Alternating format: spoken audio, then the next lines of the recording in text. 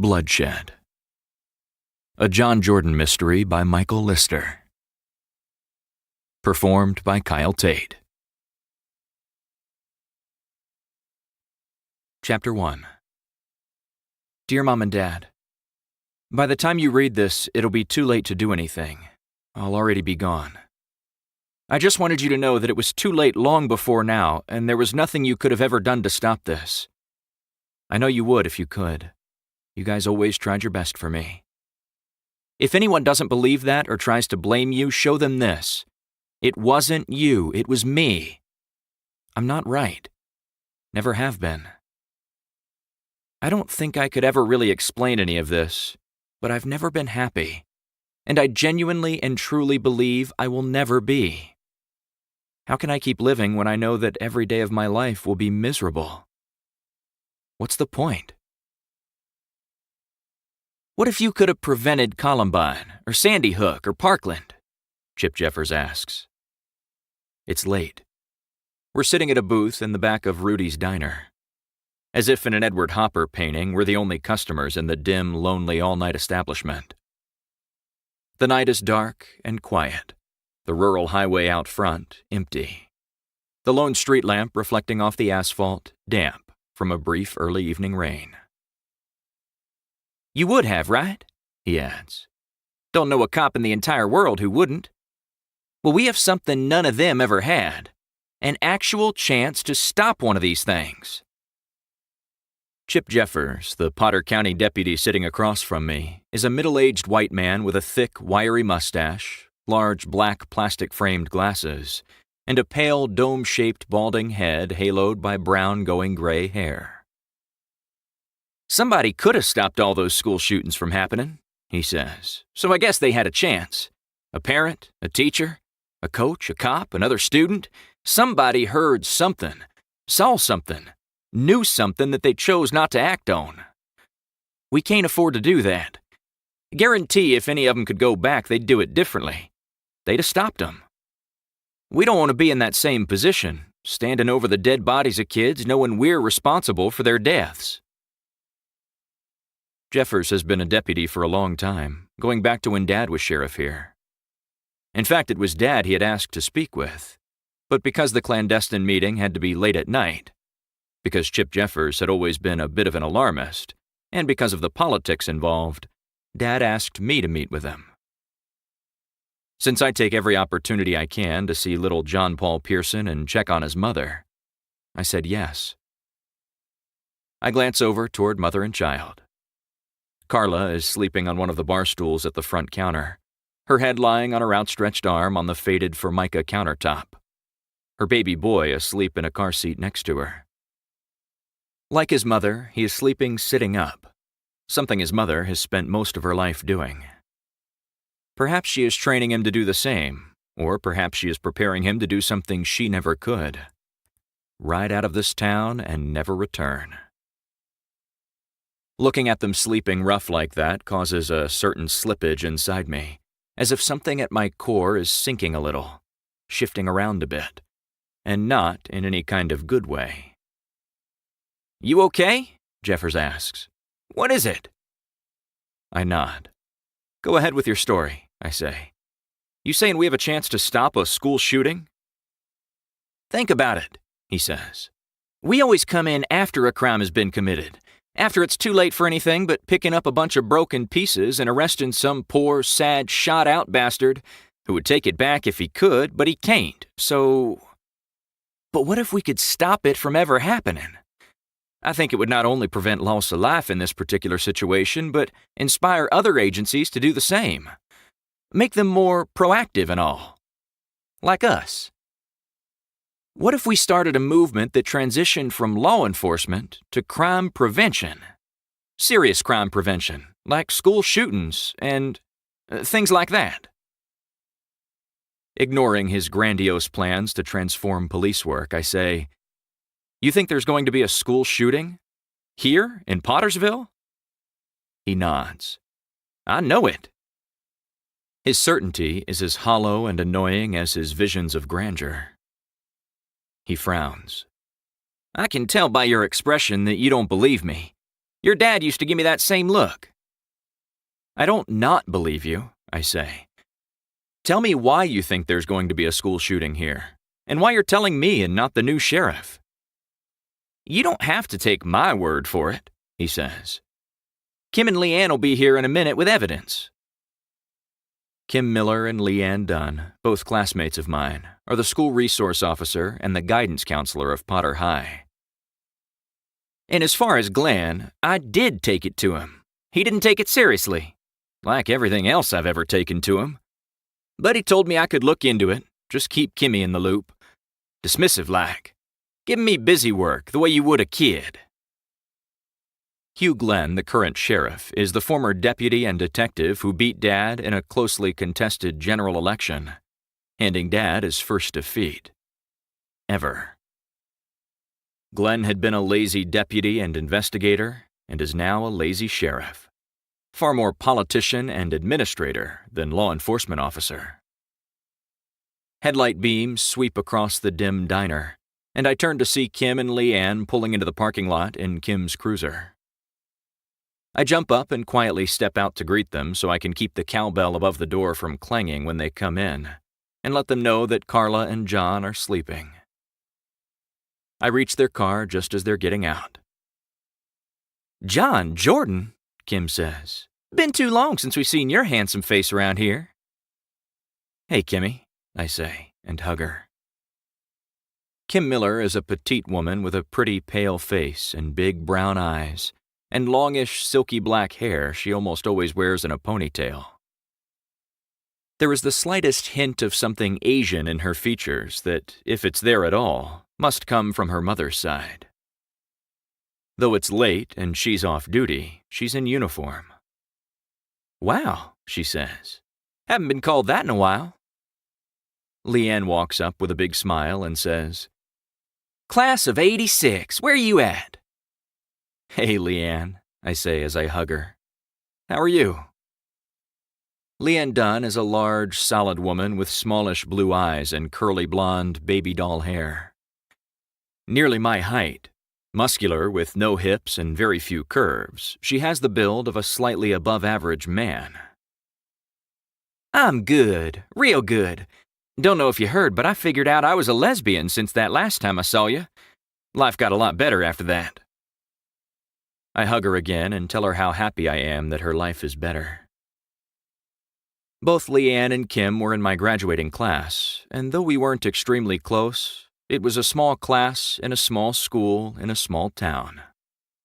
We knew each other well and liked and respected each other, and we shared the bond of having survived high school together. "I'm still straight," Kim says, "but that's no picnic, let me tell you. Think I could get another hug?" We pull her in and the three of us hug in what resembles a small football huddle.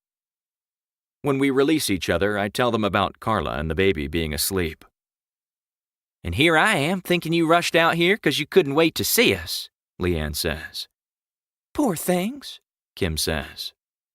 "We had heard you and Anna were going to adopt the little fella," Leanne says. I frown and nod. We were. "What happened?" Kim asks. "What so often does," I say. Carla changed her mind after she held him. "I get it," Leanne says. "I changed my mind after holding a man too, but to quit them, not keep them. But I know you've got to be disappointed, John. I'm sorry."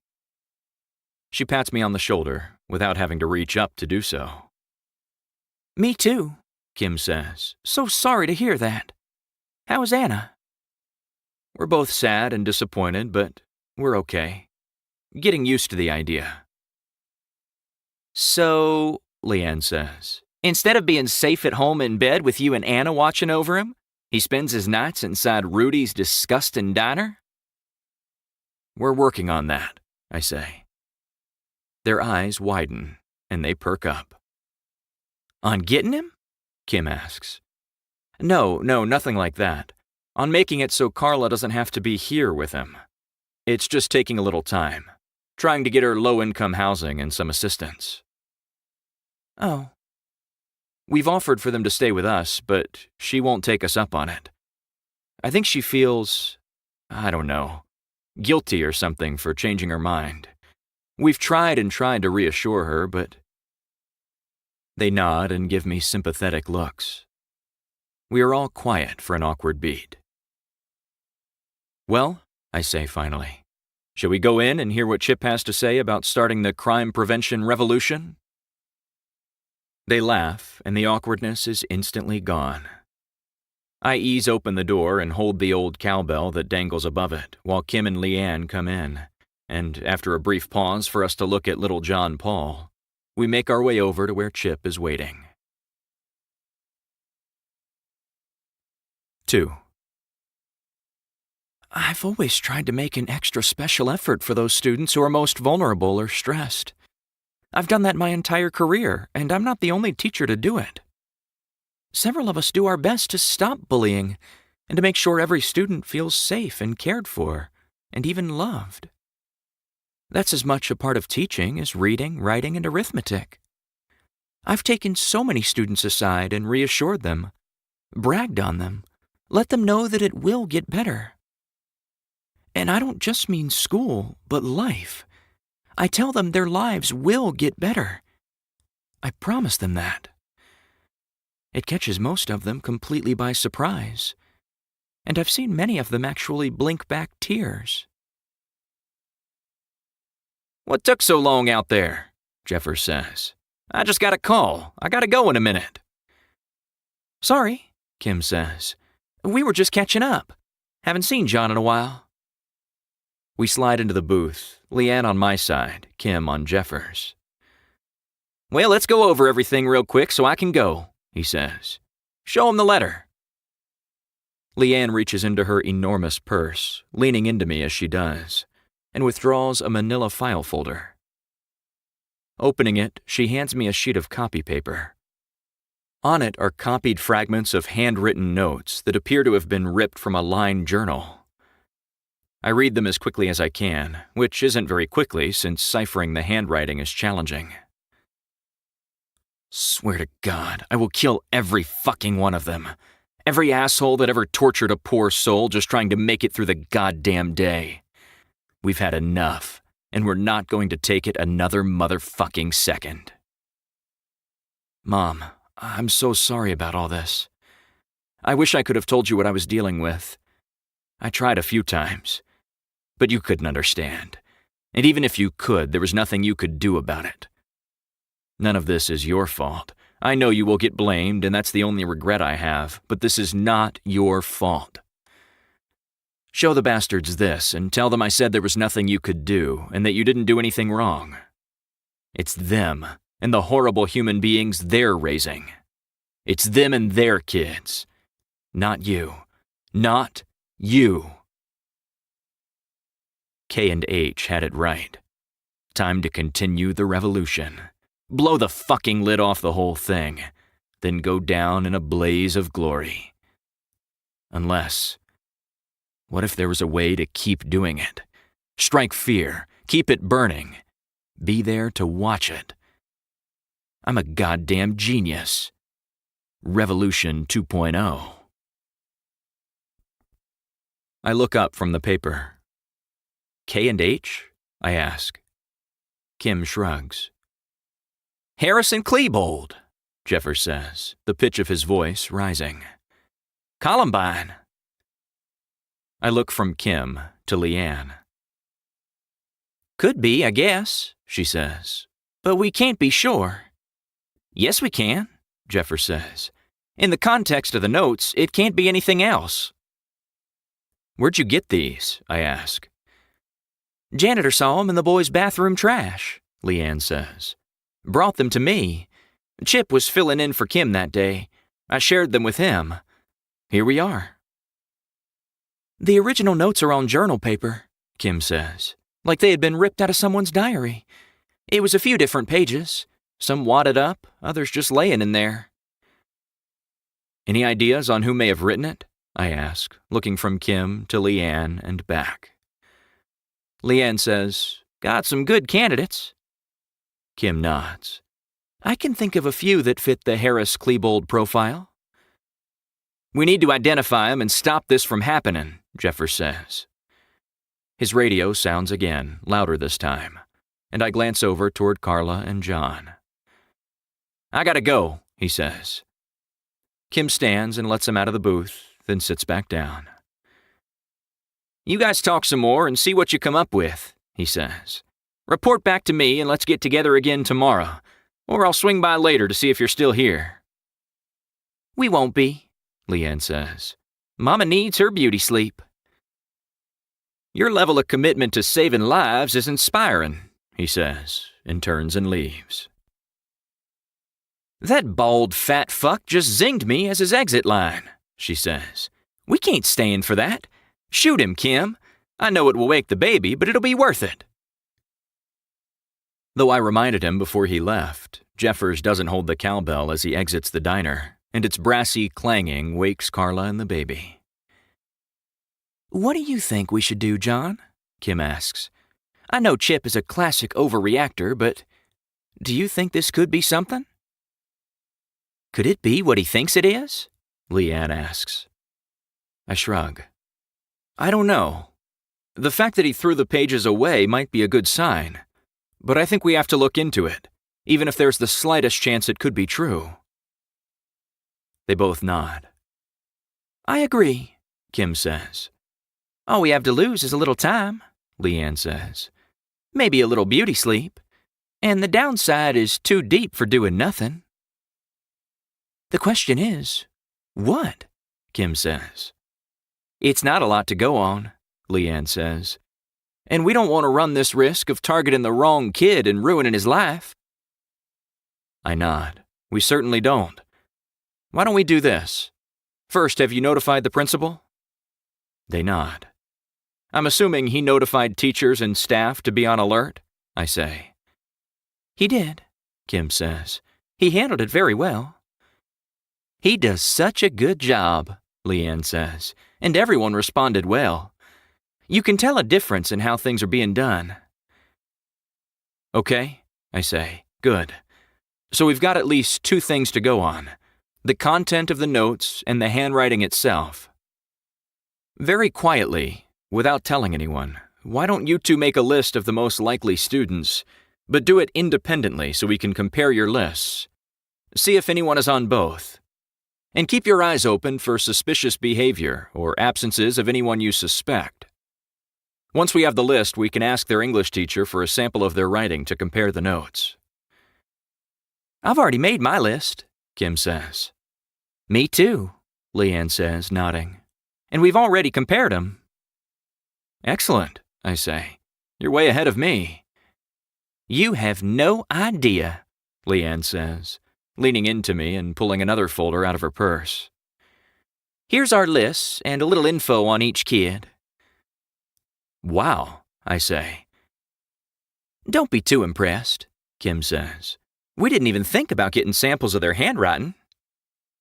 "You would have," I say. "Yes, we would," Leanne says.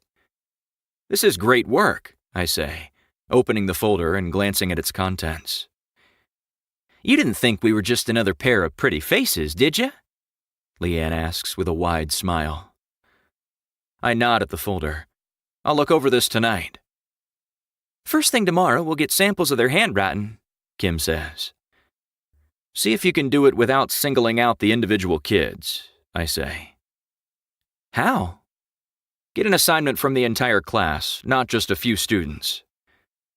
"As guidance counselor," Leanne says, "I'm in and out of classes having the kids fill out forms all the time. It wouldn't raise any suspicions if I went in and had them fill out a survey about vocational interests." "Even better," I say. "That's perfect. Great thinking." She points to her large, heavily and brightly made-up face. "Told you, I'm far more than just this." "You certainly are." "So," Kim says, "you study our lists and the information about the students from an outside perspective. Leanne will collect the samples. What do I do?" Leanne smiles. "Somebody has to report back to Super Cop Chip. That can be your job." 3. To all you pathetic people of Pottersville, I hope each and every one of you read this. I hope they print it on the front page of the paper and post it everywhere on the internet. I know you don't give a good goddamn about me being dead, but you want to know why I took so many of your kids with me? I'll tell you why. You, each and every one of you, have made my fucking life a living hell. How could you raise your kids to be such horrible people? How can you all hate anyone who isn't just like you?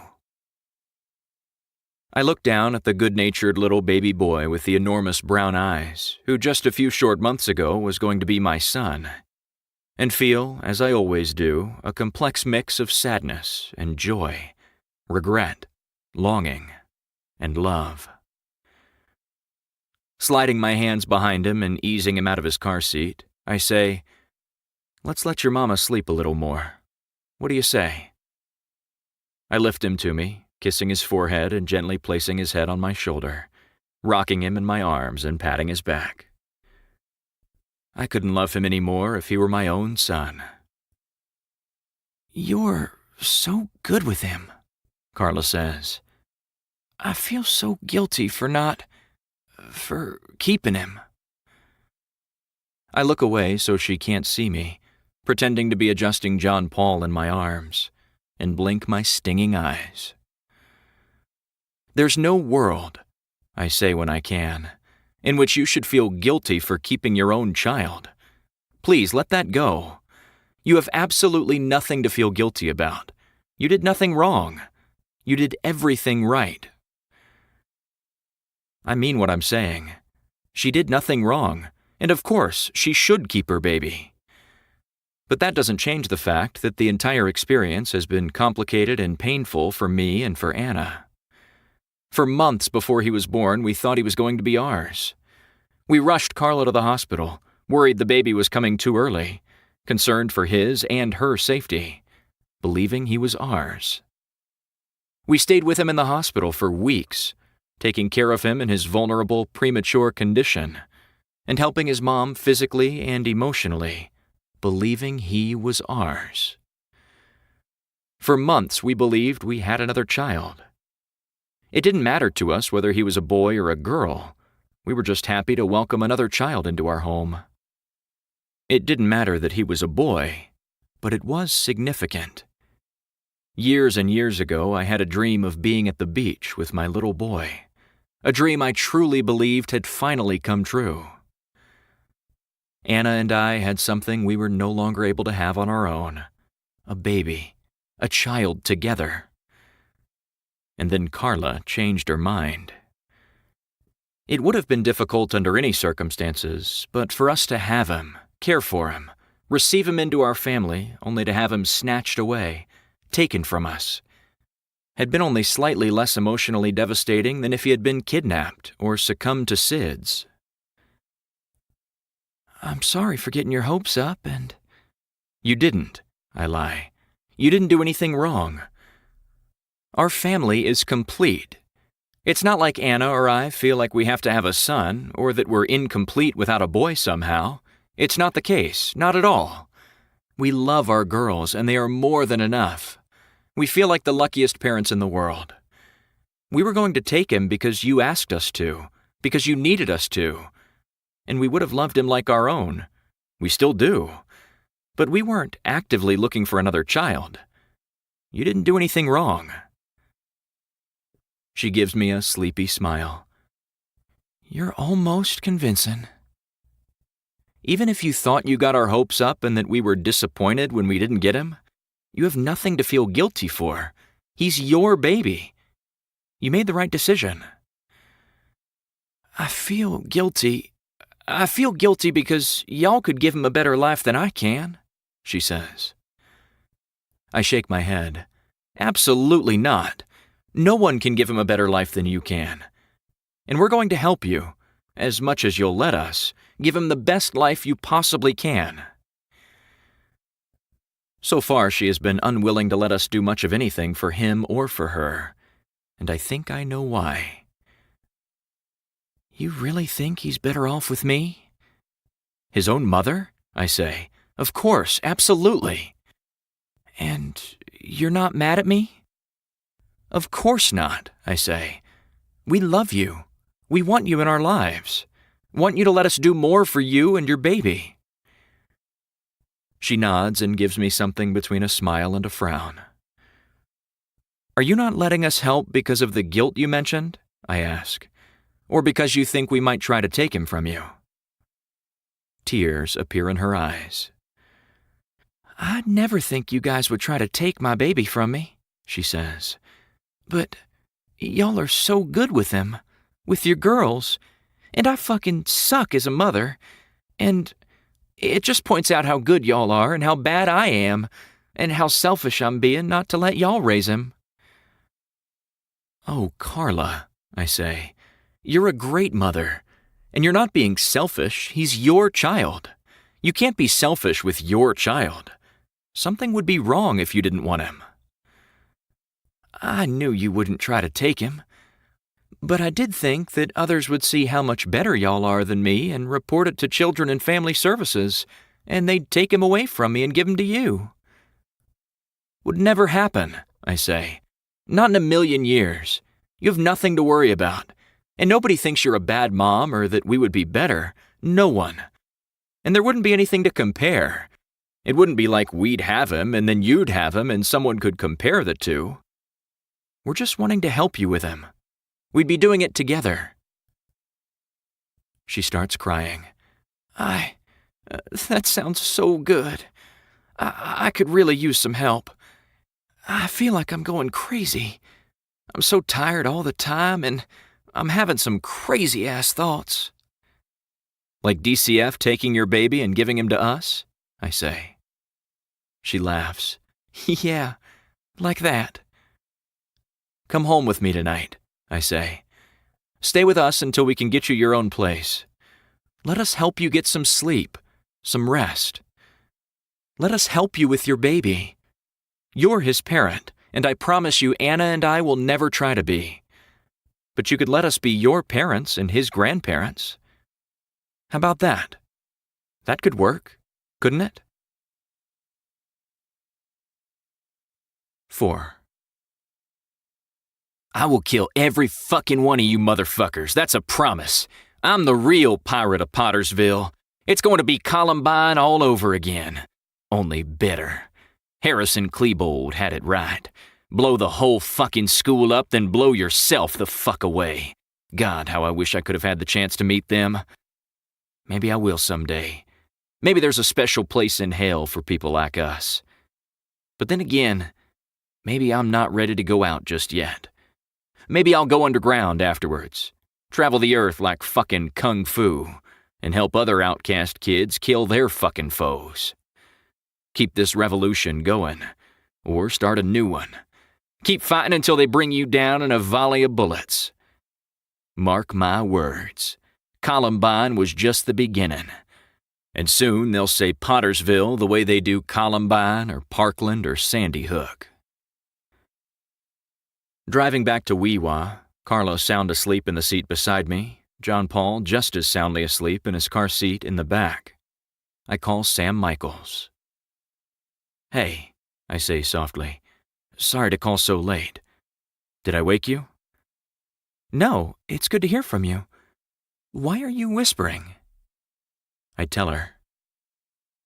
Sam Michaels is an agent with the Florida Department of Law Enforcement who I've worked with over the years, and who had actually lived with Anna and me for a time while she was recovering from a gunshot wound. She and her husband, Daniel Davis, had moved back to Tallahassee recently, and we missed them terribly. Because of her brain injury, Sam is no longer physically able to be a field agent, so instead she's becoming one of the keenest investigative minds I know. I often call her for advice. "What can you tell me about school shootings?" I ask. "Some," she says. "Kids who do it have so little to love that everything seems meaningless to them. And yet, they're out for revenge. It's the one thing that seems reasonable and valuable to them. Makes them both suicidal and homicidal.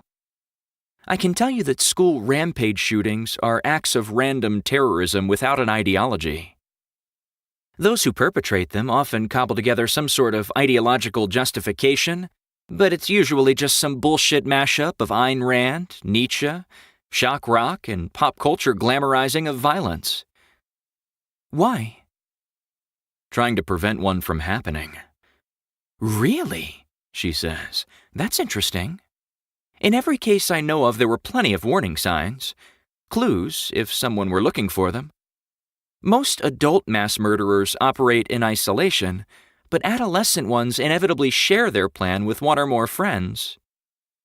How incredible would it be to stop one before it happened? But what makes you think there's potentially going to be one somewhere? I tell her. As I do, I realize that I owe Chip Jeffers more respect and credit than I give him, and that if it weren't for him, none of the rest of us would be doing this. Fascinating, she says. How long you got? Just the drive from Pottersville to Weewa, I'm afraid. Then I'll talk fast and give you a little to start with, and you can call me when you have more time. Perfect. School shootings are a pretty recent and nearly exclusively American phenomenon, she says. What we think of as school shootings, what we mean when we reference them, began in 1996 with a 14-year-old kid somewhere in Washington, Moses Lake, I think, named Barry Lukaitis, walked into Frontier Middle School dressed in a black duster, carrying 2 handguns, 78 rounds of ammunition, and a hunting rifle. He killed 2 students and wounded a third before shooting his algebra teacher. But the one everyone references, the one that inspires nearly all of them now, is Columbine. Harrison Klebold created a script that now nearly everyone follows. I think about the K and H from the note the janitor found at Potter High. 3 years after Lukaitis, in April of 1999, Eric Harris and Dylan Klebold created a blueprint for mass rampage shootings, schoolhouse style, with what they did in Littleton. They made it a media event, first by creating media themselves, the videos and short films and basement tapes recordings, but then by the way the media covered it and the ones that have followed. Harris said he wanted to start a revolution, and in a way, he did. The attention and sensationalism and rock star-like coverage feeds the phenomenon, inspires, triggers, instructs the troubled and bullied and mentally and emotionally ill kids who have come after them. I'd be willing to bet when you find who you're looking for, you're going to find references to Eric and Dylan, and probably even similar videos or journal entries. I tell her about the K and H referenced in one of the note fragments. See, she says, guarantee it's Klebold and Harris. And it probably means you really are looking for a school shooter, and might be able to actually prevent a school shooting from happening. What should I look for? In almost all cases, the kids tell other kids about it, she says. It may seem like they're joking at the time. They'll say, oh, that's just Joe, he's crazy. He says shit like that all the time. They'll be obsessed with guns and gun culture, be huge fans of the movie Natural Born Killers and other films like it. Very dark music, disturbing internet activity, obsessive-compulsive behavior in general. Big into first-person shooter games, probably being bullied by other kids at school, rejected and embarrassed by a girl. He or they will have journals and audio or video recordings of rants. He's probably shown his guns to other students, or at least bragged about them. Maybe even taken them shooting. He'll be into explosives, building bombs. This is all evolving, so some of it is changing, but more than likely there will be clues, warning signs, something or several things to let you know you're on the right scent. Thanks, Sam, I say. I really appreciate your help and all the great info. Most of these kids make a goodbye video, she says. Justify and explain themselves. Say their parents aren't responsible, didn't know anything about it. They then pose with the gun, pointing it at the screen, then their own temple, because this is almost always murder-suicide. Then at the end, they wave goodbye. Interesting. Gotta do what Eric and Dylan did. she says. I think about that as I pull into our driveway. And John, the kid you're looking for may not be very fringe at all. Not a complete loner.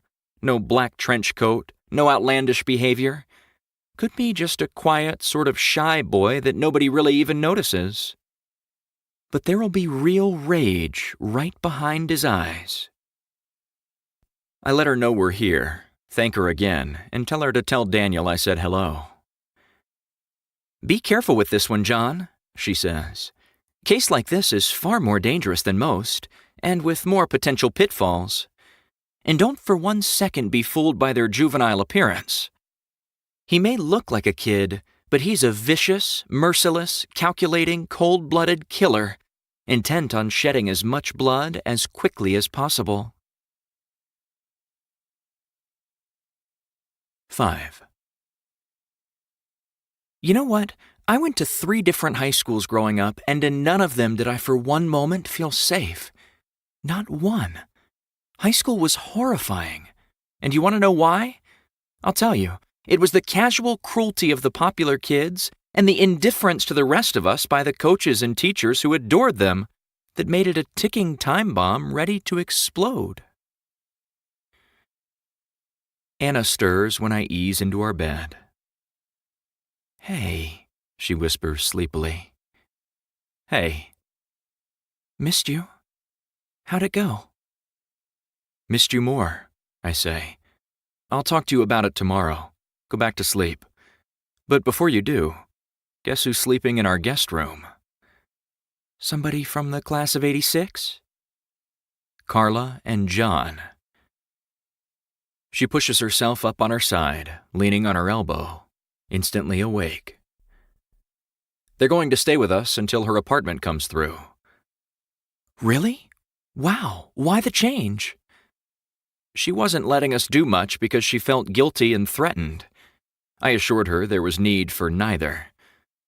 We're happy for her and only want to help, and we'd never try to take her child from her. We're not trying to be his parents, just trying to help her parent him. What do they need? She asks. I should go and check on them and get them some... They're all settled in, I say. They're getting what they need most. Sleep. I have the strongest urge to go and wake him up and hug and hold him for the rest of the night. Resist that urge, sister, I say. Be strong. Hug and hold me instead. You'll get a crack at him first thing in the morning. Thank you so much for bringing them home, she says. I knew it would make you happy, I say. And I took a chance it wouldn't make you too sad. Not too, no. Good. So why don't you slide over here and hug and hold me, and let's get some sleep. I have a feeling we're about to be getting less for a while. After Anna is sound asleep again, I roll back to my side of the bed and begin to look up information about school shootings and the kids who commit them on my phone.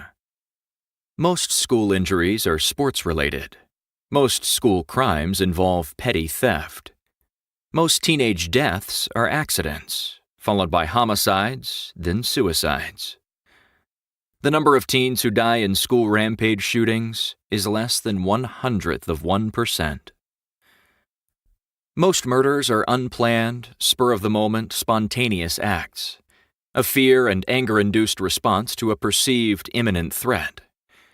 But mass murders, the murdering of multiple victims by a single murder within a relatively short period of time, accounts for less than 1% of all violent crimes. These tend to be predatory, planned, and purposeful, but without emotion. Kids who kill other kids in mass rampage attacks at school feel persecuted and bullied, whether they actually are or not. Some live a long while under the constant threat of attack and injury, and some experience extreme forms of bullying and harassment for long periods of time. In one study, Catherine Newman, a sociologist at Princeton University, identified 5 common conditions present in most school-related shooters. First, the shooter perceives himself to be socially marginalized, whether he actually is or not. Second, he suffers from some form of psychosocial problems, such as learning disorders, psychiatric disorders, dysfunctional families, all of which magnify his marginality. Third, he follows pop culture notions of violent problem solving. If you're being mistreated, respond with force to retaliate your way to respect. Fourth, he flies beneath the radar.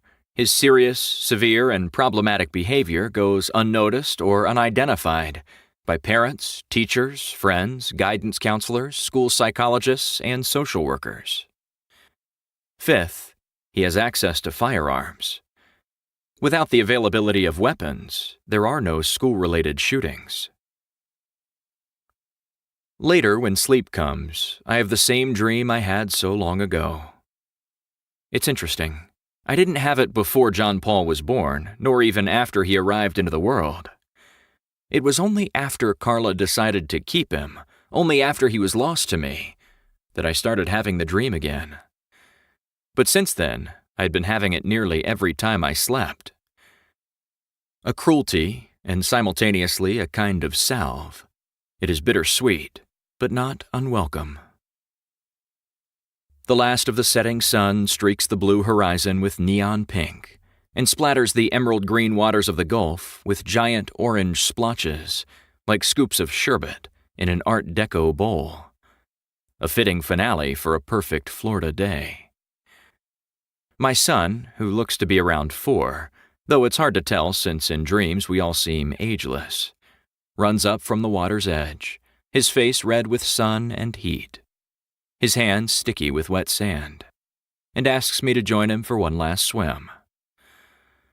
He looks up at me with his mother's brown eyes, open and honest as possible, and smiles his sweetest smile as he begins to beg. "Please, Daddy," he says. "Please." "We need to go," I say. "It'll be dark soon, and I'm supposed to take your mom out on a date tonight." "Please, Daddy," he repeats, as if I have not spoken, and now he takes the edge of my swimming trunks in his tiny, sandy hand and tugs. I look down at him, moved by his openness, purity, and beauty. He knows he's got me then. "Yes," he says, releasing my shorts to clench his fist and pull it toward him in a gesture of victory. Then he begins to jump up and down. I drop the keys and the towels and the bottles of sunscreen wrapped in them, kick off my flip-flops, and pause just a moment to take it all in. Him, the sand, the sea, the sun. "I love you, Dad," he says, with the ease and unashamed openness only a safe and secure child can. I love you.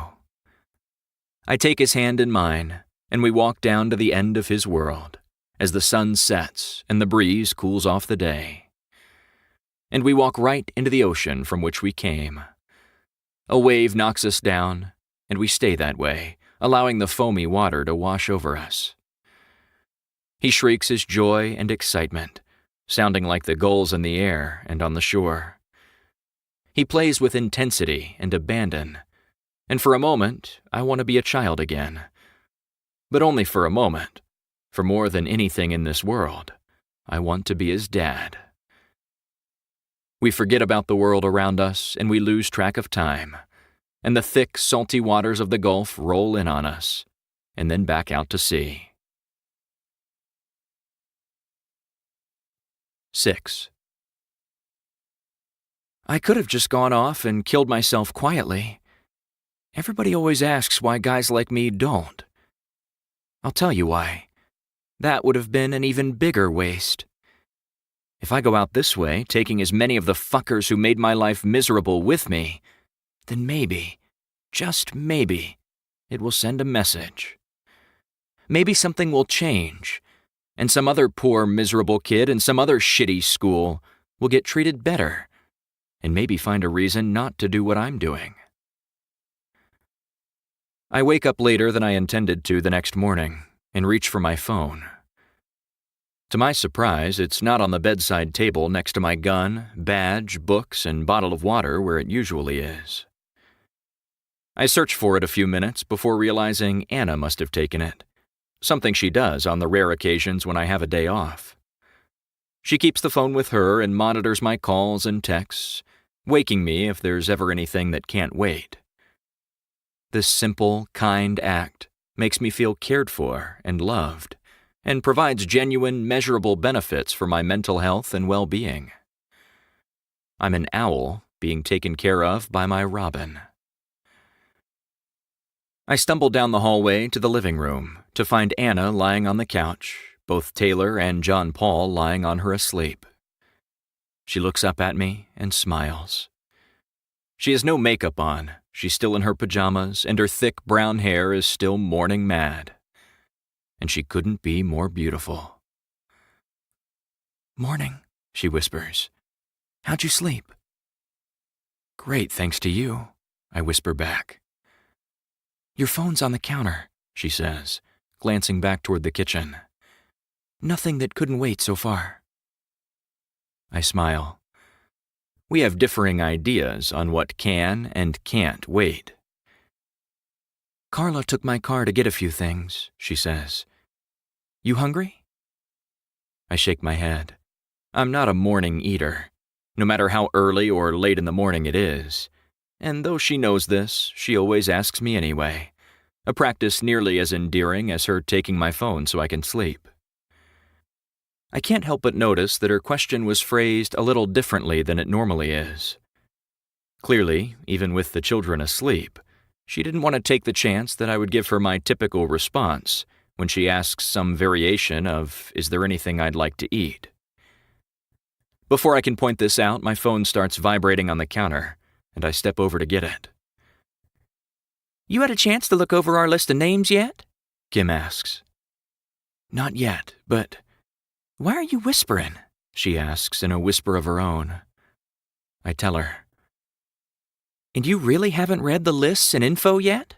she says. "Plan to as soon as we hang up." "What in the world you been doing?" she asks in mock outrage. "Wait till I tell Chip. He'll probably fire you from his task force." I stifle a laugh to keep from waking Taylor and John and walk into the mudroom, but continue to whisper. "Leanne and I are both meeting with everyone on our lists today," she says, using a variety of excuses so we don't raise any suspicions. "And she's doing a short safety presentation in their classrooms because it can't hurt, and so she can get handwriting samples." "Great," I say. "That's..." "Think you can bring yourself to look at the lists and read the info about the kids on it, in time to meet with us about them after school this afternoon?" she says. I think I just might. "Don't want to overburden you or anything."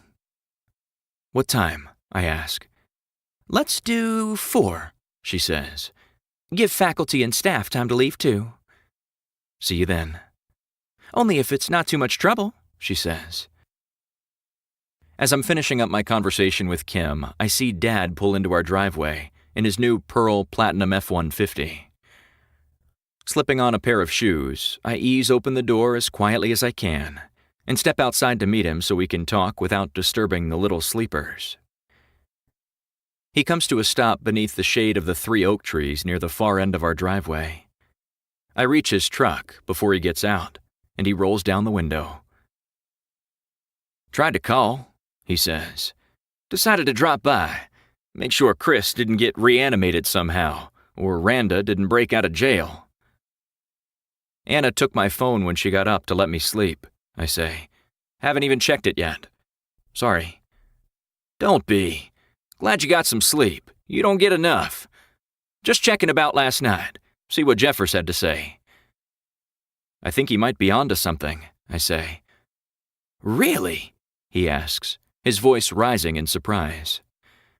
"Guess it was bound to happen eventually. What's the saying about a stopped clock?" I tell him what Chip, Kim, and Leanne had to say, and about the fragments of the journal notes. He shakes his head. "Still can't believe the deputy who cried wolf got one right this time," he says. "Well, we don't know that yet, but I certainly think it's worth looking into." "Gotta do something," he says. "Stop all these kids from getting killed." I nod. Yes, we do. Let me know how I can help, he says. I'm in a bit of a bind since I'm not the sheriff anymore.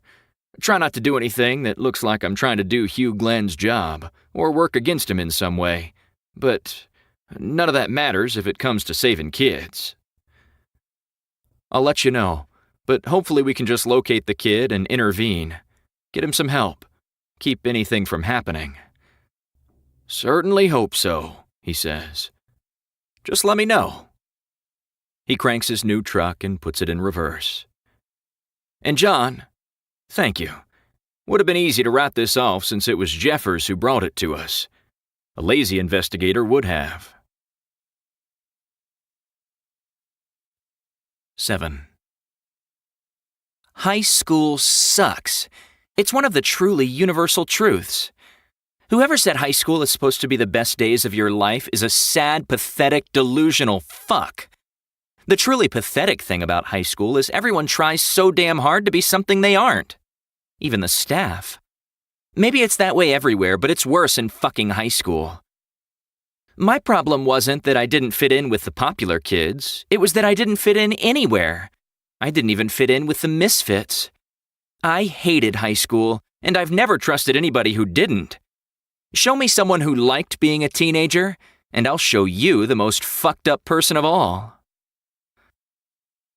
Entering my old high school, even when it's dim and after hours empty, elicits complex and conflicting thoughts and emotions. Now, unexpectedly, a measure of nostalgia and bittersweet homesickness is mixed in with old feelings of adolescent banality, cliquish confinement, and quiet desperation. I feel a certain amount of hesitation and trepidation about assisting with an investigation here. Pottersville will always be home to me. Potter High will always be my school. But I'm an investigator in another county, and even though we have a mutual aid agreement in place, I feel awkward and out of place. The mutual aid agreement has been signed by all 67 sheriff's departments in the state of Florida, and means that any sheriff or deputy can enforce the law and even make arrests in any county. But it doesn't cover coming into another county and conducting an investigation. There's a world of difference in being in another county and intervening when you witness a crime taking place, versus assisting in an investigation to stop one. Especially when the county in question is where your father used to be sheriff until he lost his last bid for re-election. Kim and Leanne's offices are next to each other on the back side of the front offices, which include reception, accounting, and administration. And though they have back doors that open into the main offices, their front doors are in the back corner of the commons, between the stage and a bank of microwaves built on surprisingly high shelves along the beige block wall. I pass the huge built-in trophy case and walk over an enormous seal on the floor that reads PHS, Home of the Fighting Pirates, encircling a logo of the school's mascot, a cartoonish pirate with a black eye patch, tricorn hat, and swashbuckling sword, to the brightly backlit glass doors of Kim and Leanne's offices. I find them waiting for me in Leanne's office with 2 students, a pale, pie-faced, blonde-haired, heavy-set white girl named Sierra Baker, and a tall, skinny, light-skinned black boy named Deshaun Holt. I'm surprised to find students here, and shocked when I'm told they've been recruited to help. Sierra and Deshaun have helped us a lot in the past with valuable information, Leanne says of the 2 kids, who are obviously some sort of schoolhouse snitches. They know the other kids far better than we could ever hope to. I shoot a glance at Kim, and I can tell she understands and shares my concern. Could you 2 wait out in the commons for a minute? Kim says. Let us talk to Mr. Jordan for a moment before we begin. The 2 overly helpful teens are more than happy to comply, and quickly vacate Leanne's office. What's up? Leanne asks. I'm not comfortable discussing possible student suspects with other students, I say. Oh, she says. Okay. They've been very helpful in the past, and I thought we needed all the help we could get on this thing. Kim says, what if it got out, or they said something to one of the suspects or a parent? They've never said anything to anyone but me, Leanne says. But I see what you're saying. I'll just tell them to keep an ear out for anything suspicious, and bring it to me if they hear anything. I think that would be better, Kim says. Leanne jumps up, comes around her desk, shoves her door open hard by the flat metal crossbar, and steps out into the commons, and I am unable to tell if she is angry or if it's just her normal way of doing things. I'm glad you said something, Kim says. I was trying to think of how to. Couldn't believe it when I walked in and they were sitting here. Sorry about that, Leanne says when she returns. I was just trying to give us our best chance at stopping this thing, and I've worked with them a lot over the years to get information. I didn't think about the other. Kim says, it's no problem, and you're right. We need all hands on deck. I think the difference is between them bringing something to us versus us talking to them about other students. No, you're right, Leanne says. My bad. It's all good, Kim says. Leanne moves back behind her desk, and Kim and I take a seat in the two chairs across from her, previously occupied by Sierra and Deshawn. Where do y'all want to start? Leanne asks. Why don't we start with what we're looking for more broadly, Kim says, then talk about the people on our lists. Sounds good to me, she says.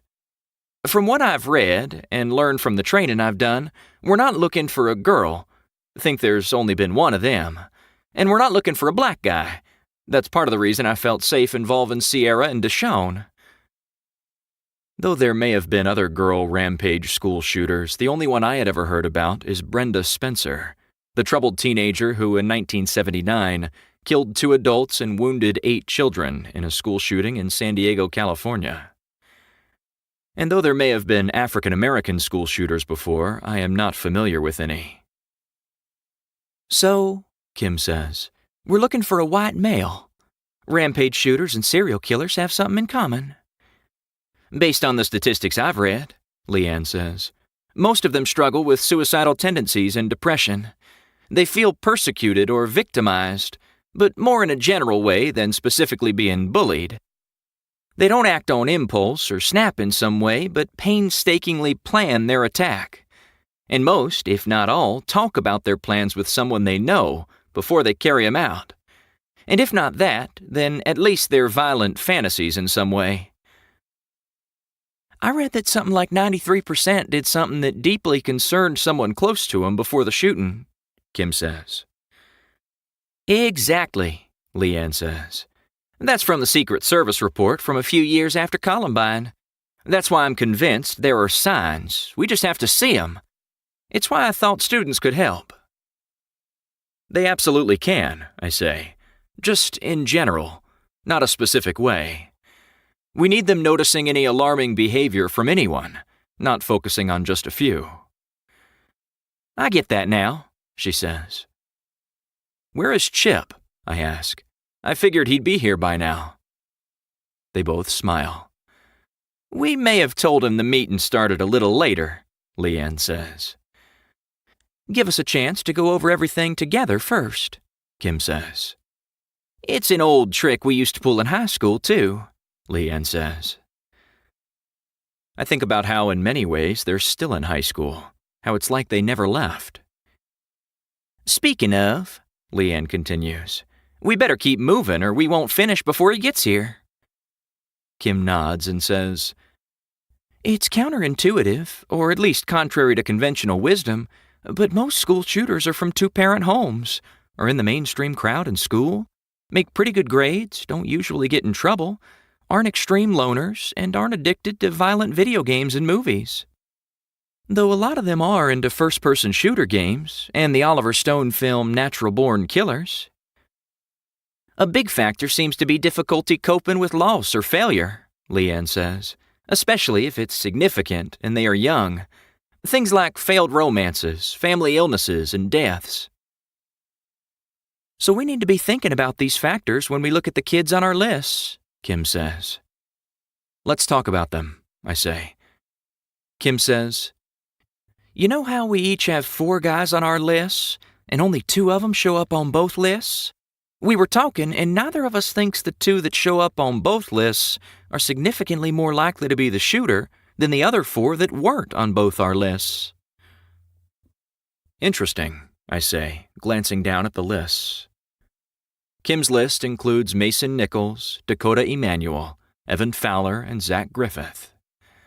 Leanne's list includes Mason Nichols, Dakota Emanuel, Tristan Ward, and Chase Daly.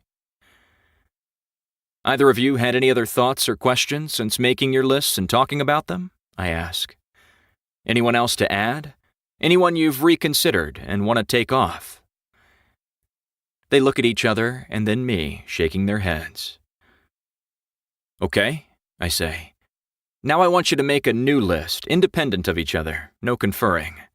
Exclude white guys and include girls. See who comes to mind. Kim's eyes widen as she nods appreciatively. Because less likely isn't the same as impossible. Do we have handwriting samples for all of them? I ask. Leanne nods and hands me a file folder from her desk. I'll look at these while y'all see if anyone makes the new list, I say. Cool? It must be because both of them are so busy thinking and writing that neither responds. A few minutes later, I look up from the folder to find them looking at me. I'm assuming Potter High doesn't have a penmanship class, I say. Did it back when we were here? Leanne asks. I'm not sure I could exclude anyone from the list based on these handwriting samples, I say. That's what I said, Kim says. I thought Zach's was different enough, Leanne says, but... What are the ages of the boys on the list? I ask. Mason, Dakota, and Tristan are juniors, Leanne says. Chase, Evan, and Zach are sophomores. Anyone make the new list? I ask. Kim looks at Leanne, nodding for her to go first. Denise Royal, Leanne says. I put her too, Kim says. She's our only truly goth girl, Leanne says. Always writing dark poetry and drawing dark pictures. I'm not sure I could see her doing it as much as helping someone do it. Does she hang out with any of the guys on the list? I ask. Tristan Ward a little, Leanne says. She doesn't hang out with anyone much, and he's got a girlfriend, but they do hang out some. Anyone else? I ask. Not really, Leanne says. Besides a little with Tristan, she's a loner. No, I say. Anyone else make your lists? They both shake their heads. She's the only possible girl, Kim says, and I just can't see any of our black kids doing it. I agree, Leanne adds. Okay, let's talk about our suspects, I say. What came out of your meetings with them today? I was thinking, Leanne says. Right now there's drama and band practice happening out in the arts building and a home baseball game at the baseball stadium. Between all 3, most, if not all of these kids are on campus. We could take you around to them so you can either put a face with the name or actually talk to them if you want to. Absolutely, I say. Great, she says. But we should warn you about the approach we take. Our focus is on at-risk kids, and our best hope is to maintain a rapport with them. These are often the most fringe kids, and we let them be themselves. They can not only be odd, but disrespectful and foul-mouthed. We don't strain out the gnats. 8. You want to hear something interesting? Dylan Klebold grew up in a home with no guns, not even toy ones. Dylan's dad was adamant, said they didn't need guns in their house because they weren't going to play with them. I've got no father, but my mom said the same thing about our house. Boy, will she be shocked if she looks at the arsenal under my bed. The main building of Potter High is a circle, a huge round hallway with classrooms on the right and a large library on the left. What was known as the Band and Agriculture Building in our day and is now the Arts Building is a smaller detached circular building in the back. Beyond it is yet an even smaller circular building that used to house the auto mechanics program, but now sits empty. We walk up the dim hallway of the main building and around toward the arts building in the back. I can remember walking these very same halls a lifetime or two ago. Meryl beside me, my mind often somewhere else, except when I hope to catch a glimpse of or have an actual encounter with Anna. I'm a step behind them and get to observe the enormous size difference. Kimmy looks like a kid next to Leanne, even in her green deputy's uniform. She walks with energy, kind of bouncing down the hallway, her ponytail swinging back and forth as she does. Next to her, Leanne, who looks like her clothes come from a men's big and tall shop, lumbers along, one of her strides equaling 3 of Kimmy's. "Is it strange for you to be back?" Kim asks me. I nod and smile. Some, yeah. The school smells and feels the same, though much has changed. Unlike when we were students here, the hallway is carpeted, and the lockers line the walls between the doors instead of being located all together in an alcove. There are far more pirate mascots around than when we were here, painted on the glass of windows and doors, on the cinder block walls, splashed across lockers and on welcome mats and rugs. The building seems cleaner and better maintained, but it's the same. The single biggest difference, both in the hallways and the entire school, is the seemingly excessive amount of security cameras. If there ever is a school shooting, we should have plenty of angles on it. "Do y'all ever miss being in school?" Leanne says. "I miss it. We had a good class and a lot of fun back then, didn't we? And no adult shit to deal with, like paying bills or watching the world fall apart around us." Kim shrugs. "Sometimes, I guess. I guess I miss certain things about it, but I wouldn't want to go back." "What about you, John?" Leanne asks. I shake my head. "Don't miss a thing about high school," I say. "Except getting to hang with us," Kim says. "I'm doing that now." "You were always so—" Leanne begins. "I was always so what?" I ask. "I don't know exactly," she says. "You didn't really act like the rest of us. I can't think of the right word, but you were self-contained," Kim says. "More mature." "Yeah, I guess that's it," Leanne says. "You were so focused, but not on anything school or normal teenager shit related. Sort of set you apart." I think about that. That's interesting, and I think you're right. Though at the time, I just felt like I didn't fit in. "I can tell you what he was into," Kim says.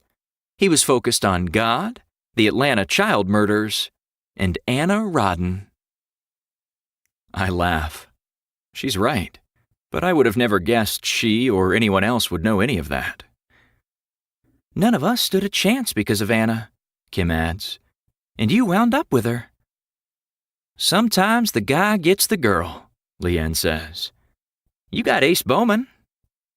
Ace Bowman, who is now the head football and baseball coach and athletic director of Potter High, was 2 grades ahead of us and a star athlete when we were in school here. "That's true," she says. "I didn't know you two were—" I begin. "It's a world-class workplace romance," Leanne says. "Both of them had a yin for each other back in school. Neither of them knew it. Years later, after relationships and kids and whatnot, they're back in high school and available. Hell, the kids set 'em up. It was so— I'll tell you what it was like. It was like one of those damn Lifetime Christmas movies. Except without the snow or Christmas or cheesy lines and ridiculous plot lines. But it had every bit of the romance." "Our first dance was at the prom," Kim says. "We chaperoned last year." "It was," Leanne says. "I'll tell you what it was. It was romantic as a son of a bitch. That's what it was. The kind of shit that gives the rest of us single girls hope." "Which is what you should have," Kim says. "You're going to find someone soon, I just know it." "Sure," Leanne says. Some massive corn-fed female who likes big-mouthed Amazon women with frizzy blonde hair and sagging tits is going to come walking through the front door to apply for the vacant driver's ed job, and will take one look at me and, of course, when she tries to sweep me off my feet, she'll break her back, but I won't leave her bedside until she can pee on her own again. I'm serious, Kim says. She may not waltz through the door of PHS, but she's out there. She turns to me. I keep trying to get her to try online sites or apps. What do you think, John? Leanne asks. Should I get myself a farmers-only account? Well, corn-fed only maybe, but yeah. You live in a very small town. Why not use the tools that give you access to the larger outside world? That's a good point, she says. And it's certainly not like I'm against using tools. I wear the hell out of some vibrators. 9. School shooters are able to easily acquire high-powered guns. Hell, in many cases, their parents help them get them, either directly or through negligence. Always seems to be a lot of negligence. Rampage killers prefer guns with rapid fire capability, weapons of personal mass destruction that spray bursts of bullets in a matter of seconds. More bullets in less time equals more victims. And that's what it's all about. It's a numbers game. The art building is a microcosm of the main building, a smaller circle with classrooms on the right and a theater in the center, and bad student art on the walls. When we were students here, this was the band, ag, and shop building. Now there is no ag or shop program, so instead of soil and fertilizer and freshly sawed lumber or wood burning, it smells of spray paint, epoxy, latex, cooking clay, and creative teen spirit. We find Tristan and Denise in the theater working on an original play written by Tristan and directed by Denise. The theater is small and dim except for the stage. Tristan and Denise are sitting on the 5th row up from the front, watching as student actors in drag and blackface move overly dramatically across the stage, each overacting, even for a high school musical. Based on the words and lyrics, the costumes and casting, what we're witnessing is a heavy-handed exploration of teenage angst as it relates to identity, race, and sexual orientation. The production lacks both subtlety and subtext. Everything is self-consciously obvious and on the nose. They have an important message and want to make sure no one, not even the densest, unwokest adult, misses it. The setting is a school cafeteria where students move around like cattle, herded into small cliques by loud and obnoxious jocks and cheerleaders and milquetoast goody-goodies. Suddenly, a half-male, half-female, half-white, half-black school shooter slowly walks in and begins shooting. Each student singing about his or her crime before falling to the floor dead. Kim glances at me, eyes wide. Leanne whispers, "Are we witnessing a confession?" The crimes the students confess to are typical teenage trespasses. I was too self-involved to even notice you. I only thought of myself. I was too insecure to let you be you. I called you faggot because I was questioning my own sexuality. I picked on you to make myself feel better. As soon as Denise notices us, she points us out to Tristan and he stops the rehearsal. "Good work, everyone," he says. "We're getting there. Let's take 5. Get a breath, grab some hydration, and we'll take it from the top." He then stands and walks up the aisle to meet us, Denise trailing behind him. "Miss Dunn," he says, nodding toward Leanne. He's a soft, pale boy with a bird's nest of blonde hair, big, bright red lips, and odd blue eyes with large, dark circles beneath them. "There a problem?" Denise asks. Neither kid makes direct eye contact with any of us. Denise Royal is even more ghostly than Tristan, a fact emphasized by her jet-black flock of seagulls' hair and her black lipstick and eyeliner. Her myriad piercings make it look as if she fell face first into a tackle box. "Why'd you stop the rehearsal?" Kim asks. Tristan doesn't respond. Denise, without looking at or acknowledging Kim, says, "This is a closed rehearsal. We've been given assurances from administration that we won't be hindered or censored." Nodding toward me, she says, "Who's this?" "Just a guy who used to go here too," Leanne says. "Smells like bacon," she says, still talking to Leanne. "They both do." I smile. "So we can't stay and watch your play?" Leanne says. "You're welcome to attend the premiere," she says, making it clear she just means Leanne. "Is your play about a school shooting?" Kim asks. Tristan looks at her directly for the first time, disgust and disdain filling his pale, puffy face. "Art isn't about anything. It just is. It requires no justification or explanation."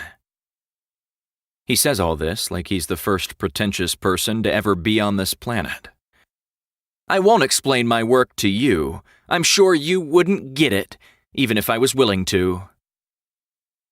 "There's nothing to get," I say. "Nothing to intuit. You gave it all. Forcefully. There's nothing left to explain. It's all there on the stage." He nods and smiles as if I've just given him a compliment. Denise nods. "It's like theatrical rape. We're saying, take it hard, bitches, whether you want it or not." Kim nods. "Yeah, that's what it felt like to me." Tristan lets out a sinister little laugh. "That's funny," he says, as if he's just received a new insight from his muse. "It's like fuck the police, literally." "Actually, it's not," Kim says. "If you're going to be a playwright, you should probably know what literally means."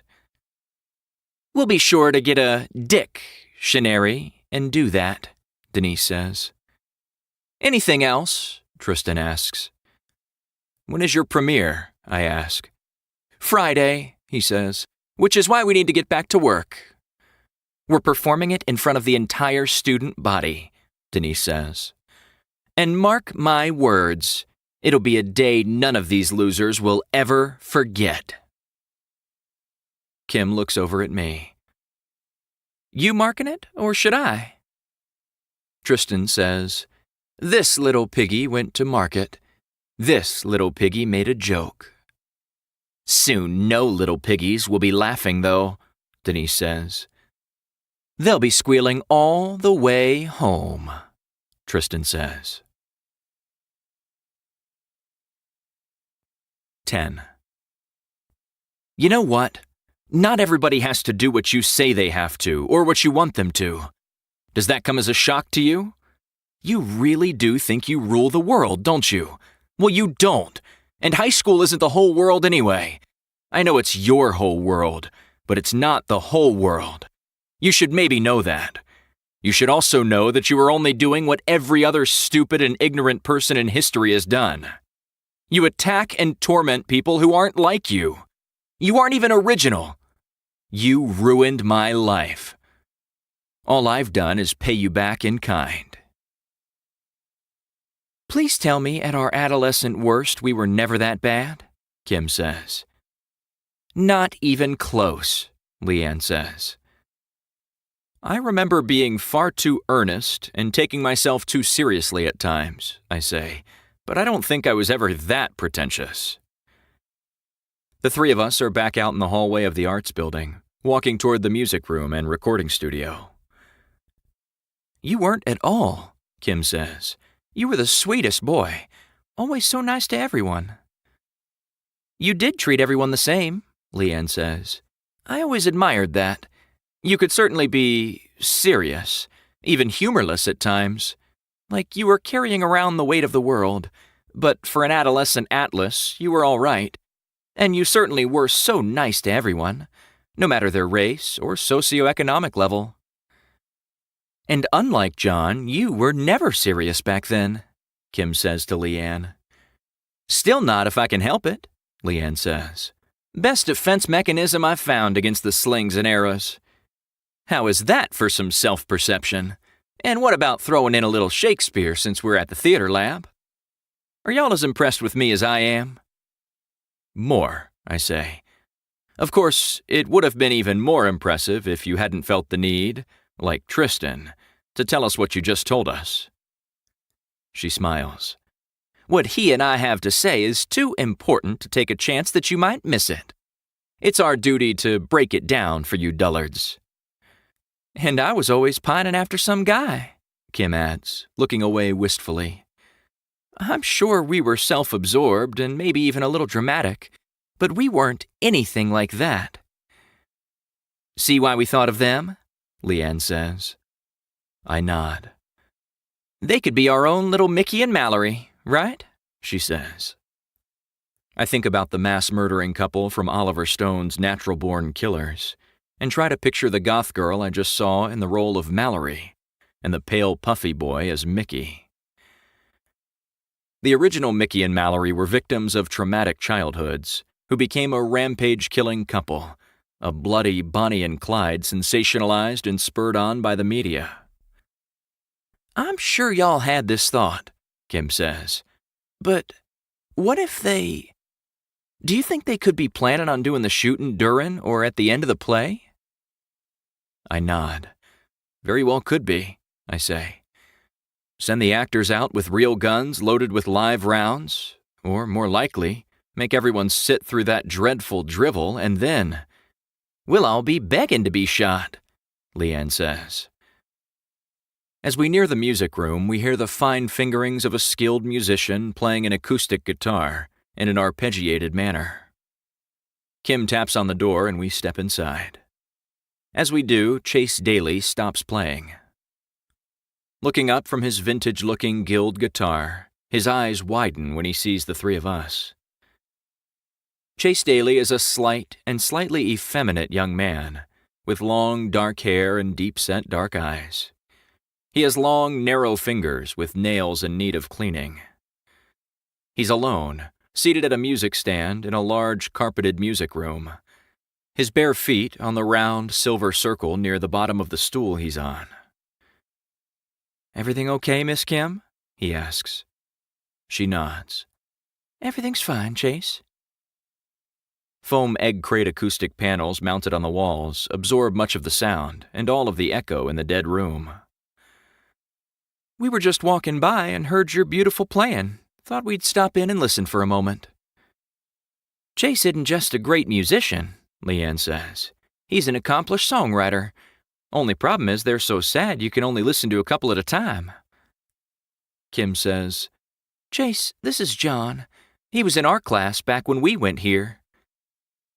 He puts his hands together and gives me a small, heartfelt namaste nod. How's it going? I say. He shrugs. Could always be better. Sorry to hear that, I say.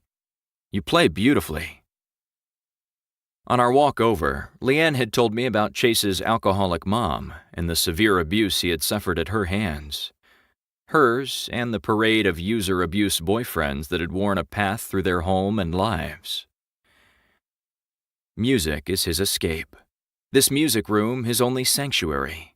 One he remains in to avoid going home until the evening custodians finish cleaning and kick him out of the building so they can lock up for the night. Be a shame not to do the one thing you do well, he says. You mind playing a song for us? Kim asks.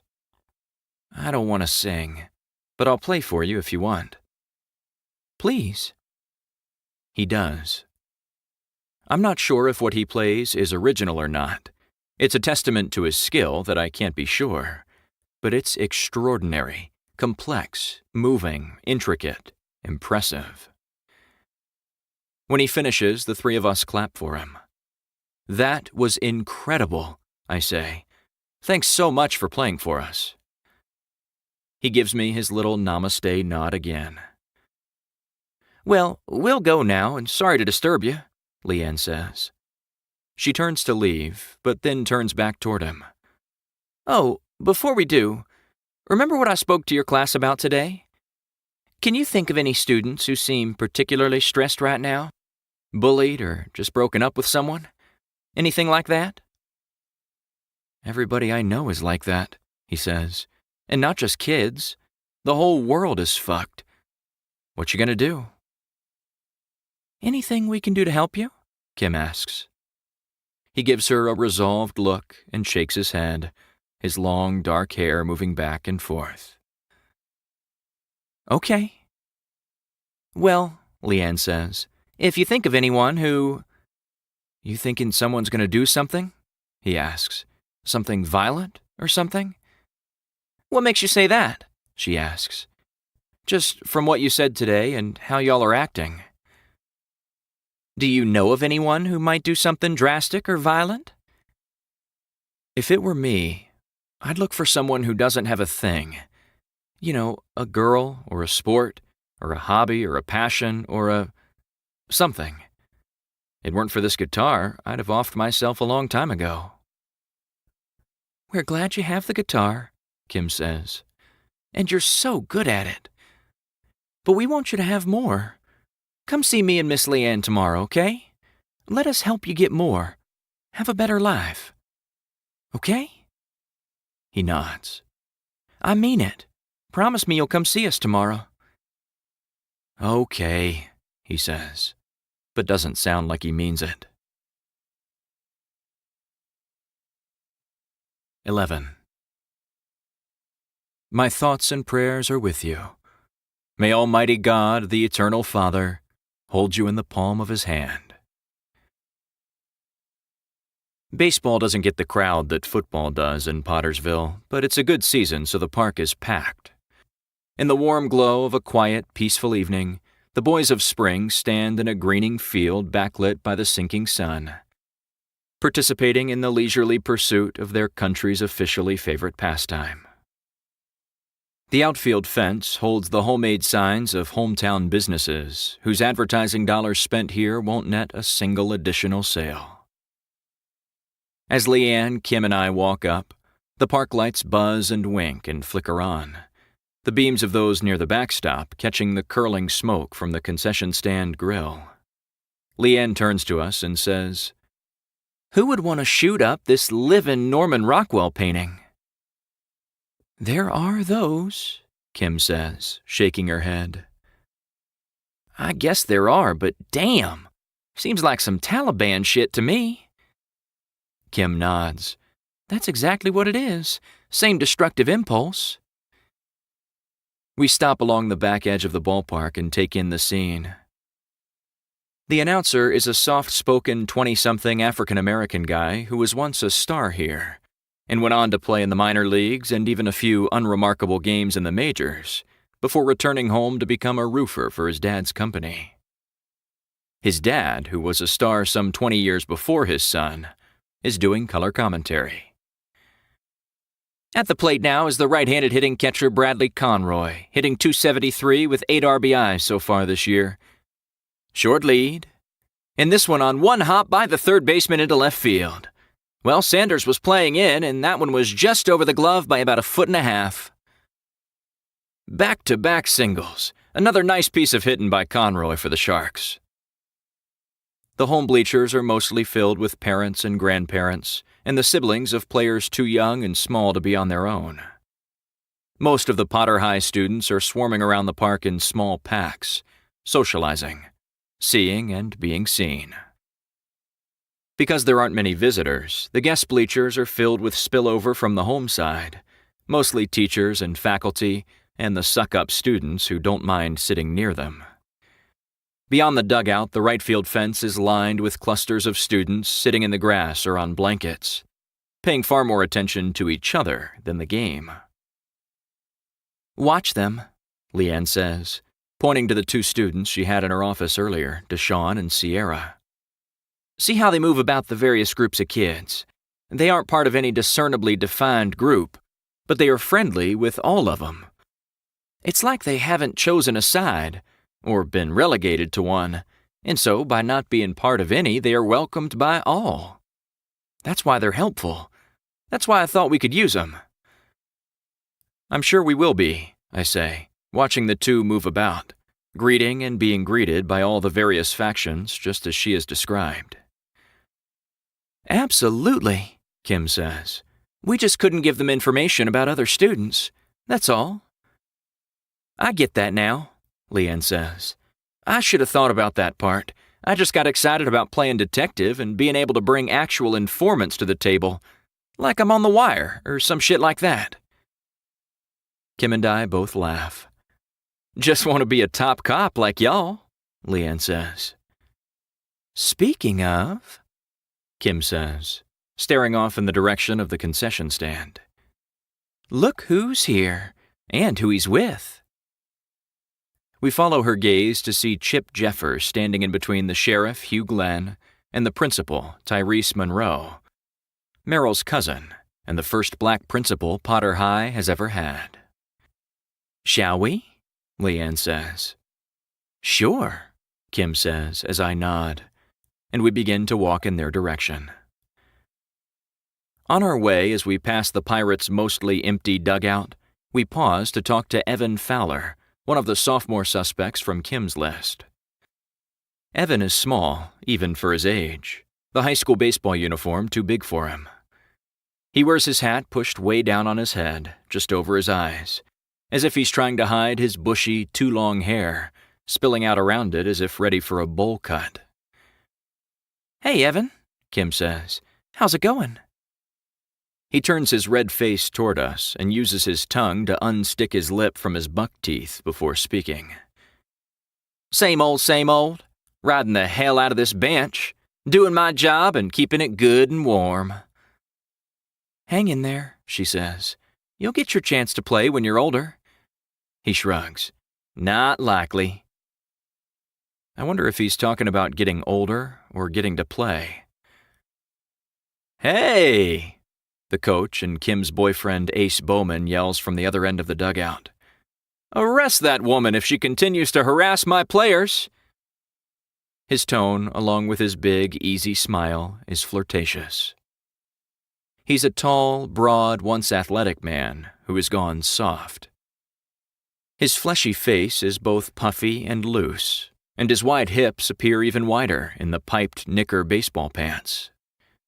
"Hey," Kim says, pointing at him, "you take care of baseball and leave policing to me before I arrest your cute ass for harassing a law enforcement officer." "Honey, you got the cuffs, I got the time," he says, holding his hands out, wrists together. As he talks, he has to shift the sunflower seeds around in his mouth. When he's not talking, he's chewing on them and spitting out the shells in a rapid, practiced manner. In the stands closest to the home dugout, a set of male twins dressed identically in PHS t-shirts and jeans, the sleeves and legs of which are rolled up, and who look to be around 16 or 17, are shaking pom-poms and cheering loudly but insincerely. Someone in the stands behind them tells them to hold it down, asks them why they're even here. It's obvious they don't know anything about baseball. "If you can't be an athlete," one of them says, "be an athletic supporter," the other says, looking over at the dugout and adding, "Right, Coach?" Leanne notices me noticing them. "The Dupree twins," she says. "Hayden and Hunter, very troubled boys, suffered horrendous abuse before being taken from their biological parents."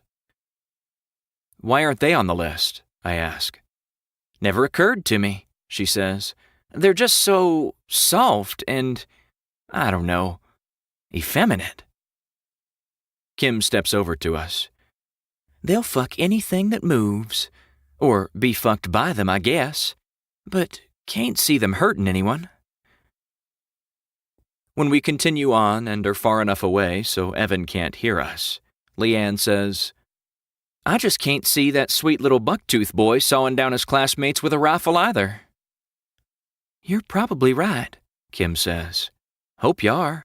But there's a lot of frustration and rage in that little body. I've seen it firsthand. Remember that fight he got in last year with that boy who had been bullying him? I thought he was going to kill him." "Oh, shit," Leanne says. I forgot about that. You're right. Keep him on the list. Up at bat is an enormous kid everyone calls Slow Stevie. Watch this, Leanne says. If he hits a home run, which is what he usually does, he'll walk the bases, not run, not jog. Walk every step. Not a fast walk either, Kim adds. On the third pitch and his second swing, Slow Stevie drives a fastball so far past the right field fence it rolls into the swamp, and nobody goes after it. And as they described, he drops the bat and starts walking the bases. When we approach the three men standing near the concession stand, Hugh Glenn steps toward me and extends his hand. Hey, John, he says. Good to see you. How are you? How's your dad? He's good, thanks, I say. Staying busier now than before he retired. Enjoying being a newlywed again. That's good. That's real good. I'm glad to hear that. Like every extroverted politician, Hugh Glenn is warm and friendly, and acts as if he not only cares deeply about you, but you're one of his closest friends. And mostly pulls it off. While Glenn is talking to me, Chip is getting on to Kim for not being in her office when he came by earlier, and not being at the game when it started. I made sure I stayed here until you got here, Chip is saying, loud enough for Glenn to hear him. Leave her alone, Glenn says, turning away from me and toward them. She's an outstanding SRO, and there's only one of her. She can't be everywhere all the time. No, sir, she can't. I was just letting her know I had it until she got here. What you had, Leanne says, is your head so far up the sheriff's ass you wouldn't have noticed if anything happened anyway. We all laugh as Chip pushes back, trying to defend himself, and Slow Stevie just reaches third. John, Tyrese says to me, extending his hand. Good to see you. How you been? Seen Merrill lately? Said he was going to call me the next time you two headed to the gym for a little b-ball. Remind y'all how springy young legs can be. I'll make sure he does, I say. Good, 'cause he says y'all still got game, and I'll have to see that to believe it. Above us, on the second story of the concession stand, its piece of plywood window propped open, the press box towers over everything else. At this angle, nearly directly beneath it, I am unable to see the father and son team calling the game, but I can hear them. Tommy Hudson, the right fielder, the hitter. 2 outs, 1 runner on base. He showed bunt, laid down, picked up, nobody covering first, and he's on base. Hudson snuck one by the Pirates on that one. Can I speak to you for a minute? Glenn is saying to Kim. She nods. Sure. The two of them step a few feet away from the rest of us. Leanne says, We're going to step over here and see Zach while you do that. Leanne starts walking away, and after saying goodbye to Tyrese, I follow her. She leads me over to a platform next to the visitors' dugout, and we climb up it. Hope they built this with big girls in mind, she says. When we reach the top, we find Zach Griffith, the only other sophomore on Kim's list, videoing the game with one of the school's cameras. Leanne waves to him. You can talk, he says. I'm not recording sound, just video. Oh, cool, she says. How's it going? 7th circle of hell, he says. Damn, she says. That's pretty bad. John, Zach. Zach, John. Zach runs our school video production unit. He's very good. I think of the many videos Harrison Klebold made and make a mental note for us to check Zach's work. This silliness is just point-and-shoot shit, he says. You could train any monkey to do this. The media tower is high above the field and provides a unique perspective on the game and the ant-like individuals swarming around it below. It makes me think of Charles Whitman, the Texas Tower sniper, who climbed to the 28th floor observation deck of the tower at the University of Texas in Austin and started picking off strangers with his hunting rifle. This after killing his wife and his mother and 3 people inside the tower below.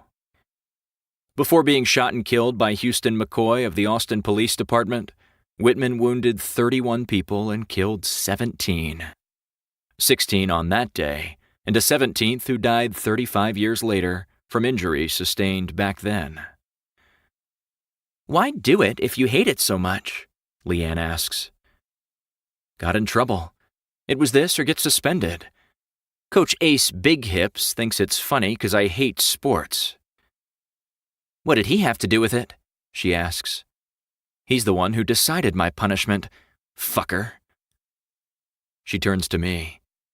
"Coach Bowman is not only a coach and teacher and athletic director, he's also the principal designee. Takes care of most of the discipline around here. Makes more money than anyone in the county, including the superintendent." There's nothing surprising in that. Coaches are kings in small southern town schools. And many, many are also serving in other positions like athletic director or principal designee. "I'm just glad the motherfucker hates me," Zach says. "I'd hate to be one of the pretty people that gets the Sandusky treatment." That one stops me. He says it in a playful manner, but is it a real accusation? As Zach checks his camera, I glance at Leanne, eyebrows raised. She shrugs and shakes her head. "Are you saying Coach Bowman has had inappropriate relationships with students?" she asks. "Huh? Yeah, no, I was just kidding." "That's not something to kid about," she says. "If there's any truth in it, it needs to be investigated. If there's not, you could ruin an innocent man's reputation."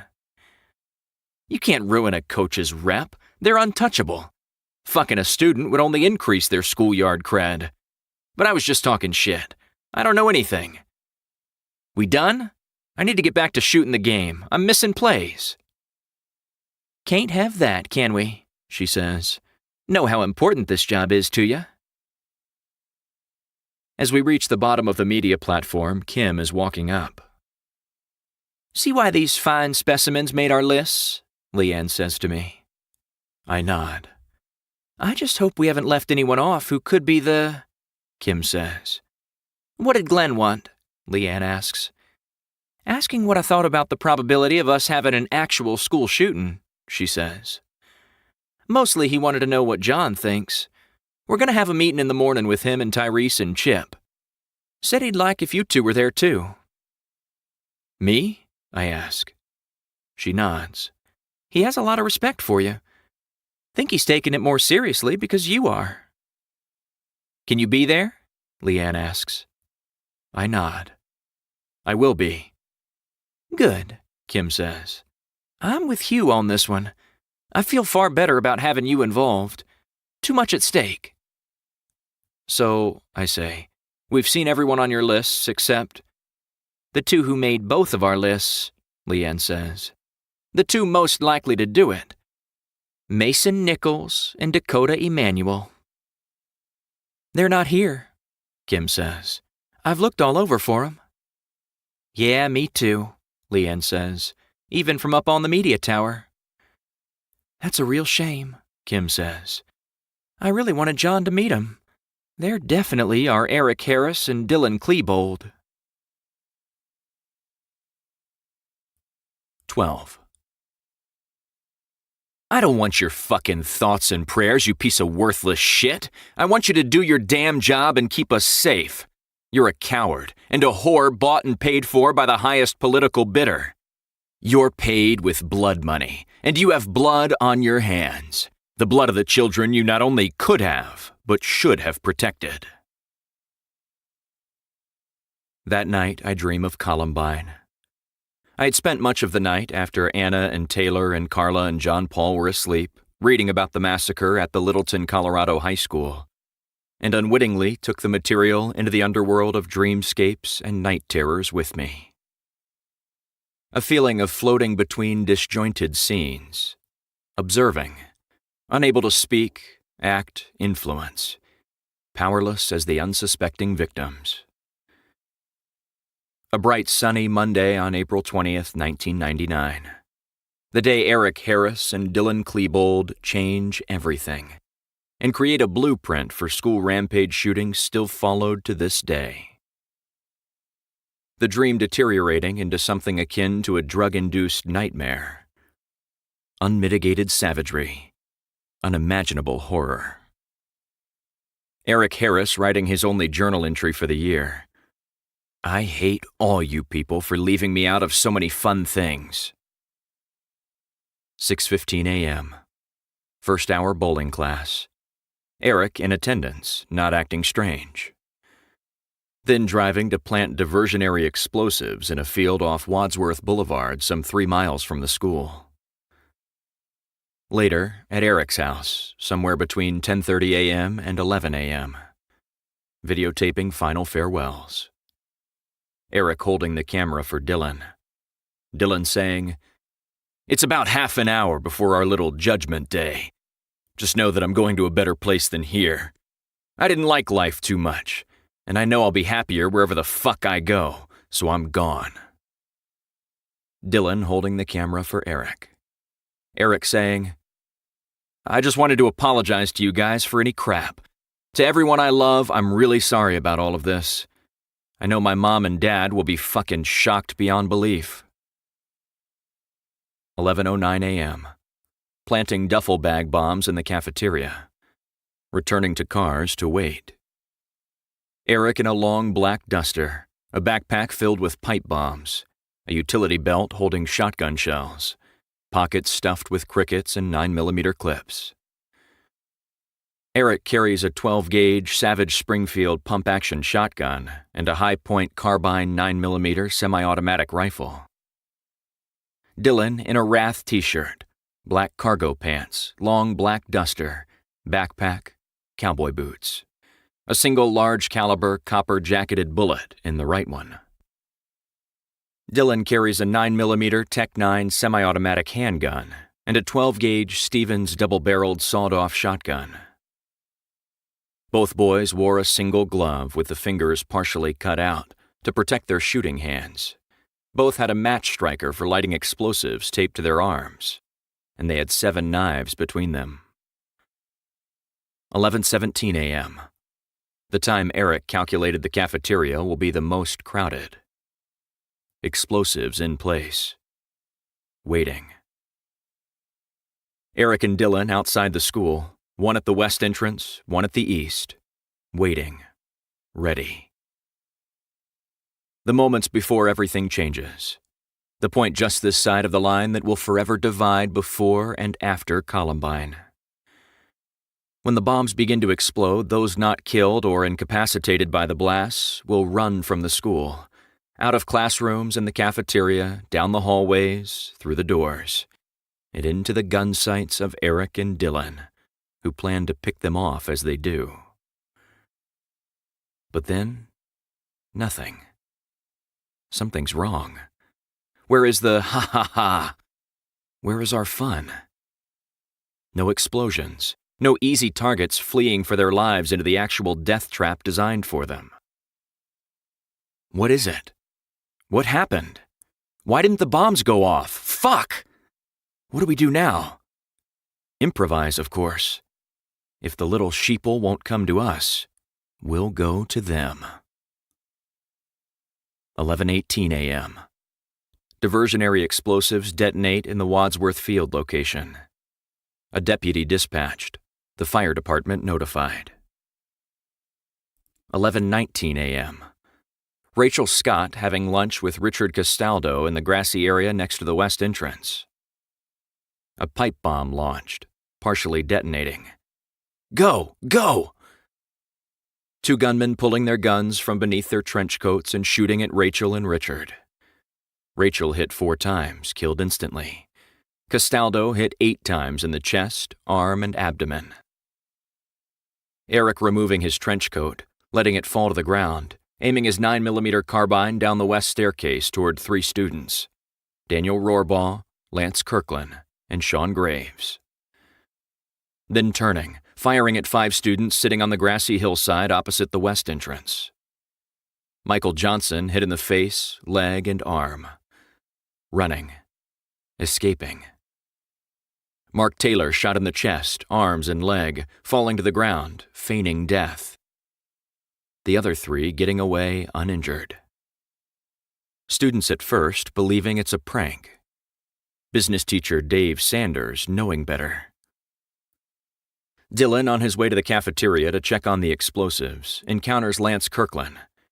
"Please, help me," Lance says.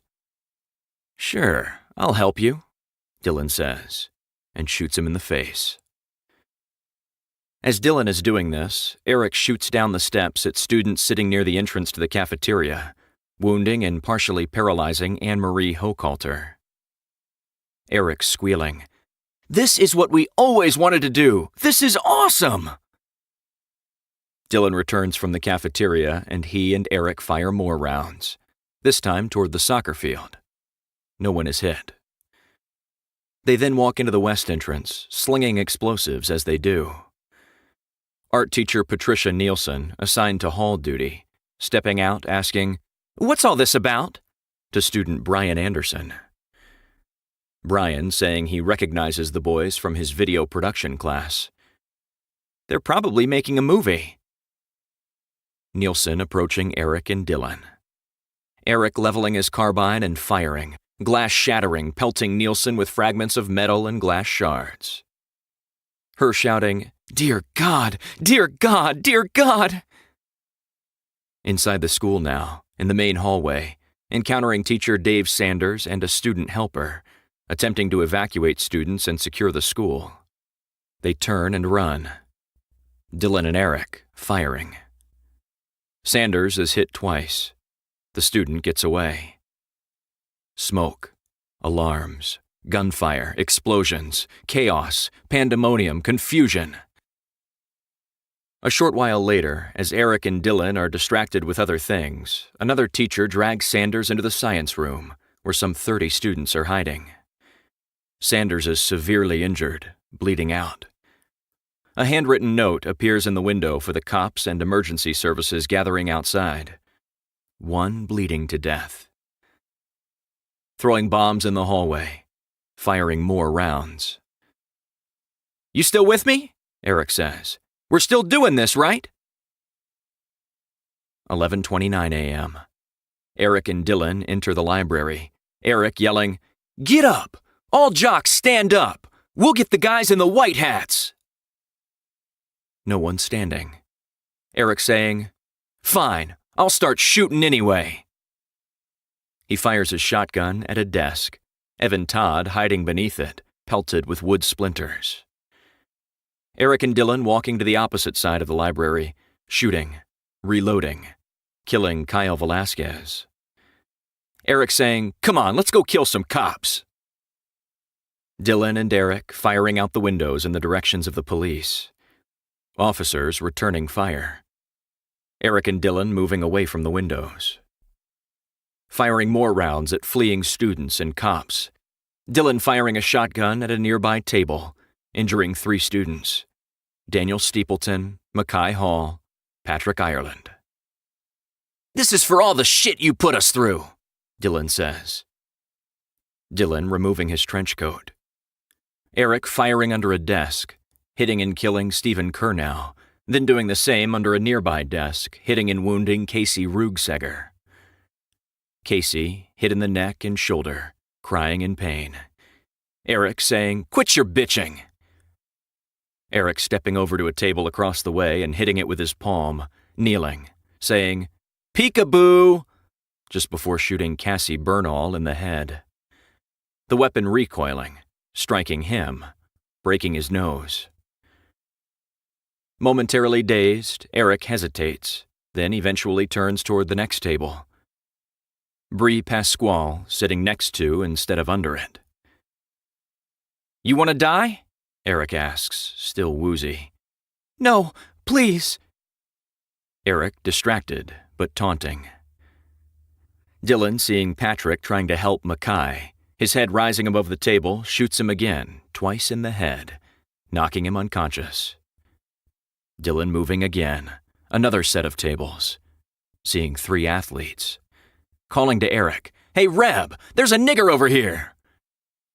Eric leaving Bree, joining Dylan, the two of them taunting Isaiah Scholes, one of 16 black students at Columbine, with racist remarks, before Eric kneels and shoots him in the chest. Dylan kneeling, firing, killing Matthew Kechter. Eric yelling, "Who's ready to die next?" Eric throwing a CO2 cartridge under the table where Daniel Steepleton, Mackay Hall, and Patrick Ireland are crouching. Mackay grabbing it and throwing it toward the other end of the library. Eric then moving toward a set of bookcases, jumping on one and shaking it, firing more rounds. Dylan shooting a display case, then in the direction of the closest table, hitting and injuring Mark Kinchin. Turning, firing again, this time in a different direction, hitting Lisa Kreutz and Valine Schnurr, and killing Lauren Townsend. Valine Schnurr screaming, "Oh my God! Oh my God!" "Do you believe in God?" Dylan asking. "I do." "Why?" Dylan asking, then walking away. Eric approaching a different table. 2 girls crouching beneath, bending down, looking at them. "Pathetic," he says. Eric then moving to another table and shooting 2 rounds, injuring Nicole Nolan and John Tomlin. Tomlin attempting to get away. Dylan kicking him, Eric taunting him. Dylan shooting him several times and killing him. Eric walking back over to where Lauren Townsend lies lifeless. Not far from her, Kelly Fleming, like Bree Pasquale had been, is sitting next to instead of under the table. Eric shooting her in the back, killing her instantly. He then shoots at the table behind her, hitting Townsend and Kreutz again, wounding Gina Park. Then the 2 mass murderers meet in the middle of the library and reload. Eric noticing someone hiding nearby, asking, "Who's there?" "It's me, John Savage. You know me, Dylan. What are you doing?" "Oh, just killing people," Dylan responds. "You going to kill me?" "What?" Dylan asks. "Are you going to kill me?" Dylan hesitates, then, "Nah, go ahead, get out of here." Savage running out of the library. As soon as he's gone, Eric fires around toward Daniel Mauser and grazes him. Mauser fighting back, throwing a chair at Eric. Eric firing again, hitting Mauser in the face and killing him. Dylan and Eric moving again, randomly firing under another table, injuring Jennifer Doyle and Austin Eubanks, and fatally wounding Corey DePuter. It is now 11:35 a.m. Eric and Dylan killed 10 people in the library and injured many more. "This just isn't as fun anymore, is it?" Eric asks. "Maybe we should start knifing people," Dylan says. They then move toward the main counter. Eric throws a Molotov cocktail toward one end of the library, but it doesn't explode. He then goes around the counter and Dylan joins him. They find a student wearing a hat. "Lift your head so we can see you," Eric says. He does. It's Evan Todd, wood splinters still embedded in his skin. Dylan says, "Give me one good reason why we shouldn't off you right here and now." "I don't want trouble." Eric saying, "You don't know what trouble is." "You used to call me a fag," Dylan says. "Who's the fag now?" Dylan turning to Eric. "Should I kill him?"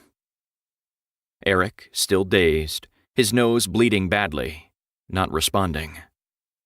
The taunting continuing. Eventually, Eric and Dylan walking away. Dylan shooting a TV, throwing a chair at a computer station. The 2 boys walking out. 7.5 minutes in the library. 22 students shot. 10 killed, 12 wounded. When Dylan and Eric leave the library, the survivors begin to sneak out. For the next 27 minutes or so, Dylan and Eric wander around the school, aimlessly, directionless, randomly shooting, examining their undetonated bombs, talking, shouting out threats, reloading. All the while, the cops wait outside, and Dave Sanders bleeds out. "Today's the day the world ends," Eric says. "Today's the day we die." Re-entering the now mostly empty library. After firing a few rounds through the windows at the cops below, they kill themselves. Eric firing his shotgun through the roof of his mouth. Dylan shooting himself in the head with his handgun. White middle-class teenage boys, rampage mass-murdering little monsters. Dead now because they chose to be. The initial attack over. The residual trauma never will be. Columbine echoing through time, waves of insidious inspiration, ripples of rampage like radiation, infecting the ill minds and imaginations of other lost, lonely boys. 13. You never really think anything like this can happen to you until it does. I will never be the same, not ever. Am I glad to be alive? Of course. But is part of me dead? No question. I wake the next morning feeling agitated and unrested, but knowing when the shooting will take place. After not enough time with Anna, Taylor, Carla, and John Paul, I drive to Pottersville, through the town and to the high school. On the drive over, I spoke to Reggie by phone, receiving her permission and blessing to help Potter County with this possible shooting, being reassured that they had everything in Gulf County in hand. Entering Potter High through the gym, I rush through the commons and over to the back corner, between the stage and the bank of microwaves. Finding Kim and Leanne's office empty, I walk over to Tyrese's. There I find Tyrese, Kim, Leanne, Chip Jeffers, Ace Bowman, and Hugh Glenn. "John," Glenn says, "I'm glad you could join us. We were just talking about what our response should be. How far we should take this. Do we warn everyone and risk creating a panic, or do we continue investigating in secret?" "We've got to do all we can to protect the students and faculty," Tyrese says. "We can't take a chance with something like this. The potential devastation is just too great."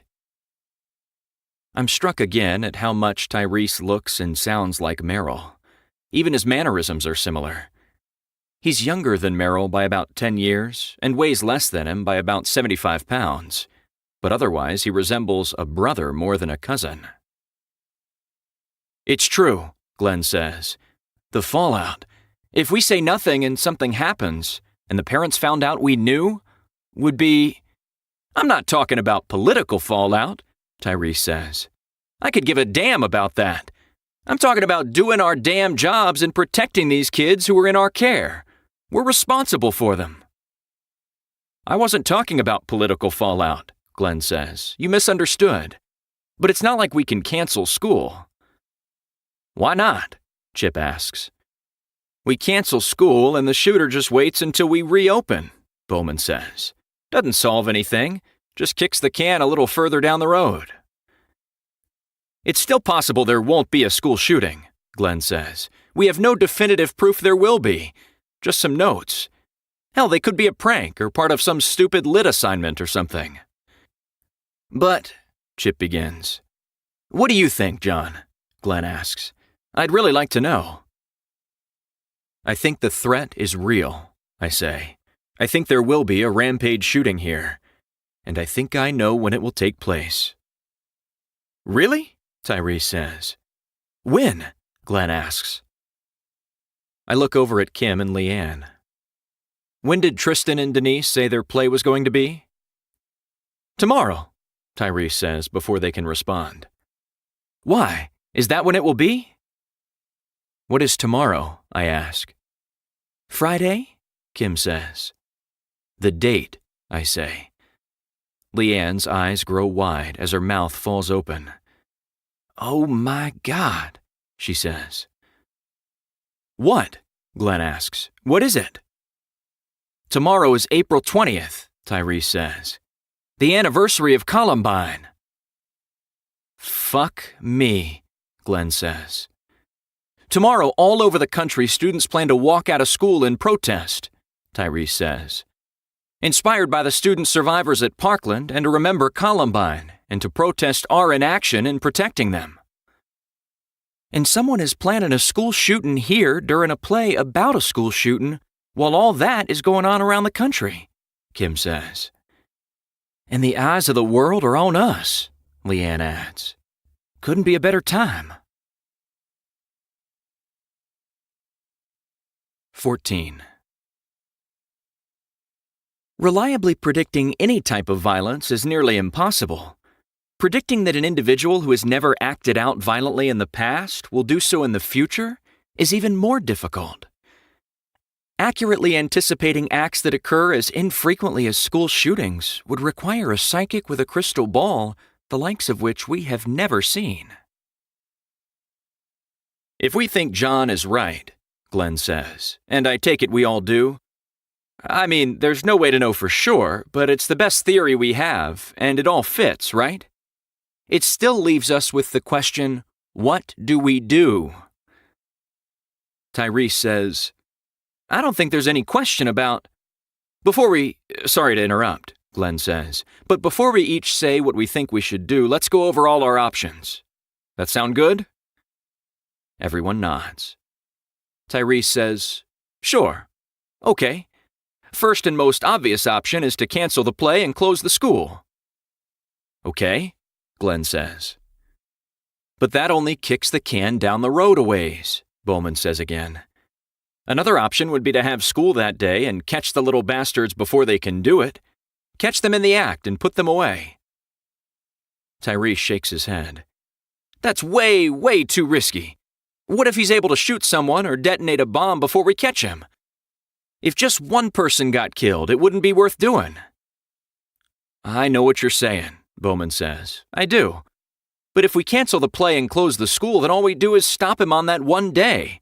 He or they will still do it when we reopen, and we won't be ready and we won't know when it is. This way we can be waiting for him or them. We can actually stop them and catch them. We can have the staff on high alert. We can have undercover police and extra security, and it's our best chance. I know it's a risk, but it's our least risky option. It's our best chance of preventing the loss of life. Tyrese shakes his head like he's not convinced. I don't know. John, what do you think? First, whichever option you go with, we need to keep investigating the most likely suspects, I say. If you have school tomorrow, we need to visit all the suspects tonight. See if we can't find evidence and stop him or them that way. And if you cancel the play and school, we need to keep investigating them for the same reasons. Try to find them before you reopen. But Ace makes some great points. It's actually safer to have school tomorrow when you're expecting the attack and can have tactical law enforcement in place. I'd get the help of other departments and agencies and any and everybody we can find. Then another random day when there's no additional security in place and you don't know what to expect or when to expect it. But it's a hell of a risk. There's no question about that. Yes, it is, Glenn says. But it's Tyrese's call to make. We can all have input, but ultimately the decision will fall on Tyrese. Or maybe, if we need to go above your pay grade, we can let the superintendent decide. Maybe the school board. I spoke with the superintendent this morning, Tyrese says. He said he'll support whatever decision we make. Says it needs to be made here on the ground, in the trenches, not from the county office where they don't know the situation like we do. The superintendent, like the sheriff, is a political position. They both have to stand for election again soon and don't want to have been the ones to make the decision. If it goes badly, they can blame Tyrese, but if it goes well and we actually prevent it from happening, you can bet they will take the credit, even as they pretend not to. I think about the weakness and lack of leadership manifest in the responses of both men, and it makes me ill. Dad had been a very good sheriff, maybe even a great one. What Potter County has now is country miles from that. Dad and I disagree about many things, but I never doubt where he stands or question his integrity, nor have I ever once seen him shirk a responsibility or duck accountability following difficult decisions. "So the decision is yours," Glenn says. Tyrese looks at me. "What do you think I should do?" "It's an impossible situation," I say, "but I've been thinking about it, and while originally I was in favor of canceling the play and closing the school, I think Ace is right. It could still happen, we just won't know when. Being open, having the play, is a huge, huge risk. But I agree with Ace that it's less of a risk than the other way." He nods. "And I'll go on record now and afterward, no matter what happens, and say so." His eyes lock onto mine. "Thank you," he says. "I'll go on record too," Glenn says, though he doesn't say what he'll go on record as saying. "The thing is," I say, "if we do it, we've got to have plenty of help and cover every eventuality. Our plan has to be perfect. We've got to reduce the risks down as close to zero as we possibly can, and we've got to investigate all the suspects as thoroughly as we can between now and then. But even with all that, there are no guarantees." "No, there aren't," Tyrese says. "I think we can do it," Leanne says. "I truly do. I think between all of us and all the help we get, I think we can stop him. If I'm being totally honest, I think John can catch him and we can help." Kim nods and says, "Me too. I agree." "It'll take a team effort," Glenn says, trying to insinuate himself back into the conversation. "Yes, it will," I say. "And the truth is, none of us would be here if it weren't for Chip. It's his conscientious police work that has given even the possibility to prevent a massacre from happening." 15. To the Blackjack crew, you guys are very cool. Sorry, dudes. I had to do what I had to do. We find Mason Nichols and Dakota Emanuel where they can be found most nights, working at Sal's Pizza. We have spent the day preparing as best we can for tomorrow, enlisting the assistance of other law enforcement agencies, going over plans, searching the school, watching security camera footage, talking to suspects. Every one of them except for Mason and Dakota, who have thus far eluded us. Sal's Pizza, a Pottersville fixture, is a small independent storefront pizza joint on Main Street, situated between an insulation place and an insurance agency. Primarily a carry-out joint, there are only 3 small tables in the limited space between the plate glass front and the order counter. When Kim, Leanne, and I walk in, we find Mason and Dakota working behind the counter, and a small group of teens sitting at 2 of the 3 tables, which they have shoved together. The 3 of us sit at the remaining table. "We have to order at the counter," Kim says, as if we don't know. "How do you want to do this?" "One of you go up with me to order, and one stay here to keep the table. Let's try to engage them as much as possible without being too conspicuous. Depending on how that goes, we may just have to question them directly before we leave." Kim nods. "I think it's best if you go up with Leanne," she says. "And don't mention you're a cop." As Leanne and I get up and walk over to the counter, I see that Deshaun Holt and Sierra Baker are among the teens talking and eating at the other 2 tables. Sierra gives us a little wave, and Deshaun nods. "You want the usual, Miss Leanne?" Dakota asks as we reach the counter. Leanne smiles and glances at me. "I eat here a lot." I nod. "I did too when I lived here." "Oh, Dakota, this is John. He's a good friend of mine. Used to live here." "John Jordan, right?" he says. "I read about you. You're a straight-up stone killer, aren't you? Bunch of articles online about that serial killer in Atlanta dropping bitches off Stone Mountain. Used to catch criminals, now you work with them in prison, 'cause you got religion or some shit like that." I nod, deciding not to mention I was also an investigator again. "That's some kind of radical wicked, man," he says. "Hey, Mason, check this shit out. This is the dude from that serial killer site." Mason sneers at me from the kitchen and says, "Smells like bacon to me." "No, he takes care of monsters in prison now," Dakota says. "He's all right." "Take their damn order already and get your ass back here and help me cook all this shit," he says. "And turn your pig detector back on and recalibrate that shit. He's more of a donut eater than she is." He nods toward Kim.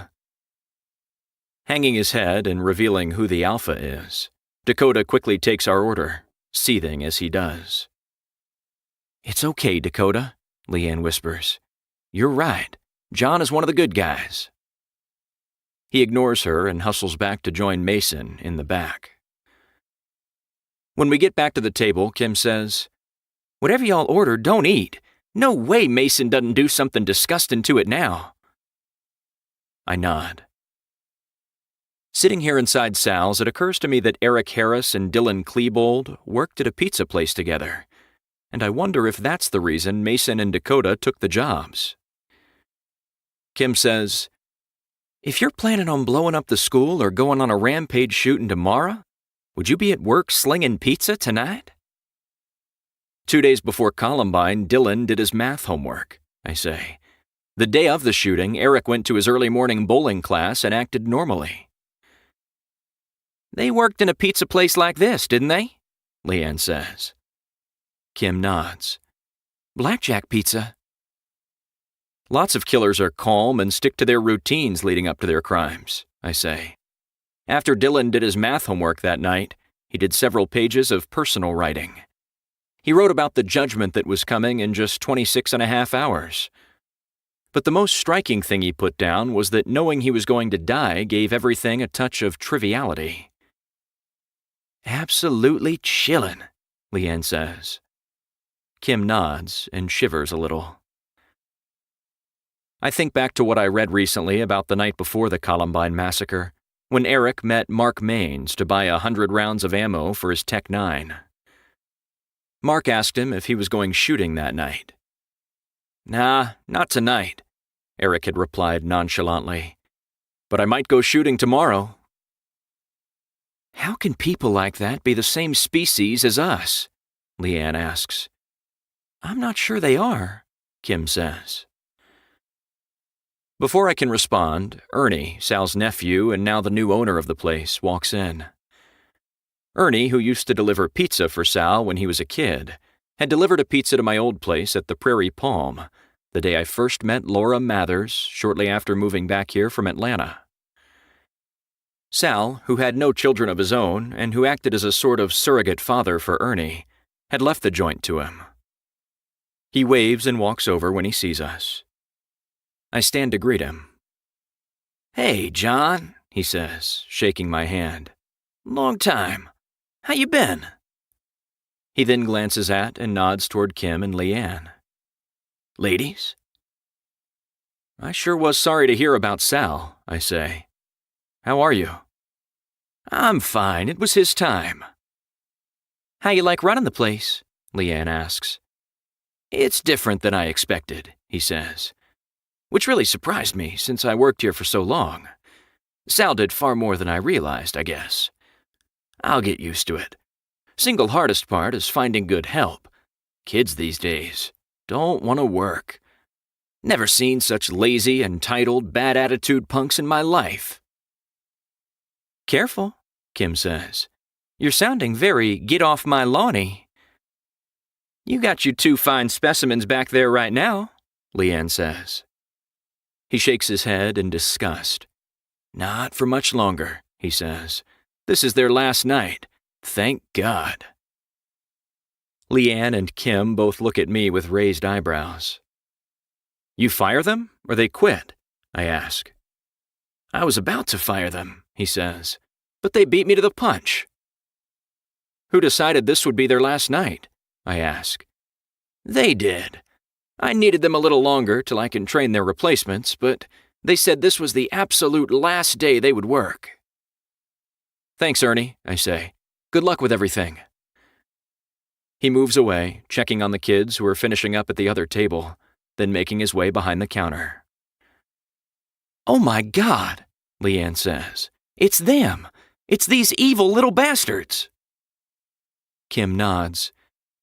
"It really seems like it could be, but we've got to resist jumping to any conclusions. It's at least possible it's just a coincidence." "Sure," Leanne says, "but—" "Miss Leanne," Sierra says, "you said to be looking and listening for anything suspicious?" As the group of teens is leaving, she and Deshawn have paused at our table. "Yeah?" "Well," Deshawn says, "something is going on with Mason and Dakota. They're acting even weirder than normal." I smile at his turn of phrase. "They're up to something," Sierra says. "I'm worried about them." "They told us that they didn't like us," Deshawn says, "but that we weren't the biggest part of the problem, so not to go to school tomorrow." 16. People are so unaware. Well, ignorance is bliss, I guess. That would explain my depression. Can't sleep? Anna has found me sitting at our kitchen table studying an old set of blueprints of Potter High Tyrese was able to dig out of the musty storage closet in the far back corner of the school office. "No," I say. "Sorry if I woke you." "You didn't. I just got up to pee and noticed you weren't there." "I tried," I say. "I wanted to be as rested for tomorrow as I can be, but every time I closed my eyes, I saw the kids of Potter High being shot to death or exploding. Their parents looking at us, asking how we could have let this happen. So I decided to get up and try to prepare some more." "Are you sure about doing it?" she asks. "Not at all." She nods but doesn't say anything else. "I think it's the best of some really bad options, our best chance of catching him before he can do any real damage, but I could be wrong, and if I am—" "I know it feels like it, but it's not all on you." "No, I know. Outwardly, there's nothing on me, really. Unlike Tyrese or Hugh Glenn, I probably won't be blamed or lose my job. But none of that matters compared to even one kid getting hurt or—" She nods again and puts her hand on mine. "If that happens, I'll know I'm to blame and not fit for my job. So will—" "You won't be to blame," she says. "It wasn't your decision." "Tyrese asked me," I say. "He went with what I said, changed what he was going to do." "I want to be there tomorrow," she says. "I want to help. I know you've got a lot of... but I want to help too." I shake my head. "I really want to," she says. "It's too unpredictable and volatile a situation," I say. "Anything can happen. Anything at all." "John," she says, her tone harsh. You've never been the 'it's too dangerous for you little lady' type. I can't believe you're—" "That's not it at all," I say. "Not at all. Because there could be explosives. Because it could be— I was thinking of our children. Thinking we didn't both need to be there in case there was an explosion that could— I wanted one of us to be sure to be here. For Taylor and Joanna, and now Carla and John Paul." "Oh." "An explosives expert said that if Eric and Dylan's bombs would have worked properly, at least 1,000 more kids would have died at Columbine. That's nearly 3 times as many students as the entire student body of PHS. Because of our girls, I don't think the two of us should ever be in the same dangerous situation at the same time, if we can help it." "I understand," she says. "So why don't you go to the school in the morning, and I'll stay home with Taylor?" I say. She laughs so loud I think she's going to wake Taylor, Carla, and John Paul. "We just need one of us to be here for them," I say, smiling at her radiant, amused face. "Doesn't matter which one." We enjoy the joke for a moment more, then she turns serious. "Is it really that dangerous?" I shake my head. I don't think so. I just really don't know. It will depend on how closely they follow Eric and Dylan's blueprint, how capable they are, how much work they've invested in it, how sophisticated their equipment is. Why don't we both stay home in the morning? She says. I seriously doubt they'll be that prepared and that proficient, I say. It will be their first time, but no matter what they attempt to do, I believe we'll be able to stop it, hopefully before it even starts. So what they have planned or what they're capable of is a moot point anyway. I vote for that, she says. I nod and smile. Me too. Think I can entice you back into bed with me? She says. I know you can. No question about it. But I was thinking about getting ready and going to the school. At 3 o'clock in the morning? I'd like to do another thorough search of the school before it opens, I say. Those are some lucky kids to have you looking out for them, she says. Come to bed just long enough to make love to me. Then you can take a quick shower and be on your way to save the world. You're the best wife in the world, I say. I want to hear you say that every day for the rest of our long lives, she says. So be sure to come home to me tomorrow evening and tell me. I fully intend to. 17. This morning, I woke up excited to go to school. This afternoon, I return home blood-spattered, ears still ringing with gunshot blasts, eyes unable to unsee exploded heads and faces, bullet-ripped and riddled bodies. And I never want to go back to school again. 4:30 in the morning, and Kim, Leanne, Meryl, and I are walking the halls of our old alma mater. Searching for explosives at the ass end of morning is far more fun than I ever had when I went here, Meryl says. Sure, Leanne says. It's all fun and games until one of us gets some limbs blown off. We do need to be careful, I say. Certain doors could be booby-trapped. If you see anything out of the ordinary, don't handle or even approach it. Just back away and we'll call the bomb squad. The hallways are dim, the classrooms dark, and the entire building is eerily, almost unearthly quiet. We pass beneath pirate banners and badly decorated bulletin boards. Time intermittently folding to make it feel as if it was just a couple of years instead of decades, when these hallways and classrooms were filled with our friends, the lockers with our books, the days with our dreams. Is Tippy Lewis still the librarian? I ask. Kim nods. Hard to believe, but she doesn't act like she has any plans to retire anytime soon. Tippy Lewis had been the librarian when we were here, and though she had seemed old to us then, she couldn't have been more than early 30s. Leanne says, she's got no reason to retire. Only thing she does at home is read alone. At least here she's not alone, and she gets paid for it. I swear she spends her entire discretionary budget each year only on books she wants to read, then sits in there and reads them all day. She pretty much lets Sierra and Deshawn run it. Kids don't even ask her anything anymore. Just go straight to Sierra and Deshawn. Miss Lewis does even less work than Miss Shonda. Shonda Saunders is the notoriously lazy janitor who makes the students relegated to in-school suspension do all her work. I say, Tippy Lewis helped me find a lot of great books back when we were here. That's 'cause she crushed on you a little, Leanne says. I laugh out loud. She absolutely did not. She just... Leanne looks at Kim. Tell him. She definitely did, Kim says. I shake my head. No way. I would have picked up on something like that. You were completely oblivious, Kim says. She was just helping a student falling in love with reading find good books to read, I say. Sure, Leanne says. And she wasn't running to the back to change her moist granny panties every time you left the library either. You should stop in and see her later today. Have a little book lovers reunion.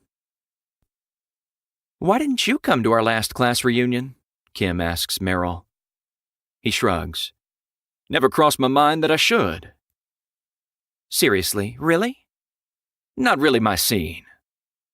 We missed you. You should come to the next one. If I'm still here, I will, he says. Just for you. If you're not here, Leanne says, if you get shot and killed or blown up today, we'll hang a nice plaque in your honor, and I'll say some words. Her comment, even said in jest, is in poor taste. But I know she is nervous and scared and means nothing by it, so I let it go. Kim's right, Leanne says. You should come. To be seen, if nothing else. You look good. I mean, real good. And coming from a middle-aged white lesbian, Kim says, that's really saying something. Just so big and strong and... How is it you and John look so much younger than us? Men are so fucking lucky when it comes to shit like that. You know what they say, Meryl says. Black don't crack. John's is genetics and clean living and happiness or some shit like that, but mine is just one of the innate privileges of being a black man in America. No stress, easy living, hidden benefits, shit like that. But who you kidding? Both you girls still look just the same. Y'all really do, I say. Y'all look great. Must be because y'all are still in high school. Speaking of, where do y'all think is the most likely place for the shooter to hide explosives or extra weapons? It's an awkward attempt to change the subject and get our little group back on track, but no one points that out, and it seems to work. We need to check all the mechanical and janitorial closets in the bathrooms, Kim says. The stage area, Leanne says, especially behind it and underneath it. Unassigned lockers, Kim says. Need to pay particular attention to any loose or open grates and ceiling panels, Leanne says. I think we need to split up in order to cover everything before the school opens, I say. That okay with y'all? They all nod and say it is. Just remember not to touch anything, I say. Just look. If you see anything suspicious at all, make a note of the location, snap a pic, and call the rest of us. Okay? Okay, Dad, Leanne says. We'll be careful. We each go in different directions, methodically making our way through the entirety of the main building. I search the library at the center of the huge circle, but it, like the rest of the school, is far too large for anything but a cursory examination. It occurs to me that this entire endeavor may very well be a waste of our time, but I don't know what else we can be doing. After searching the library, I examine the lockers without locks in my area.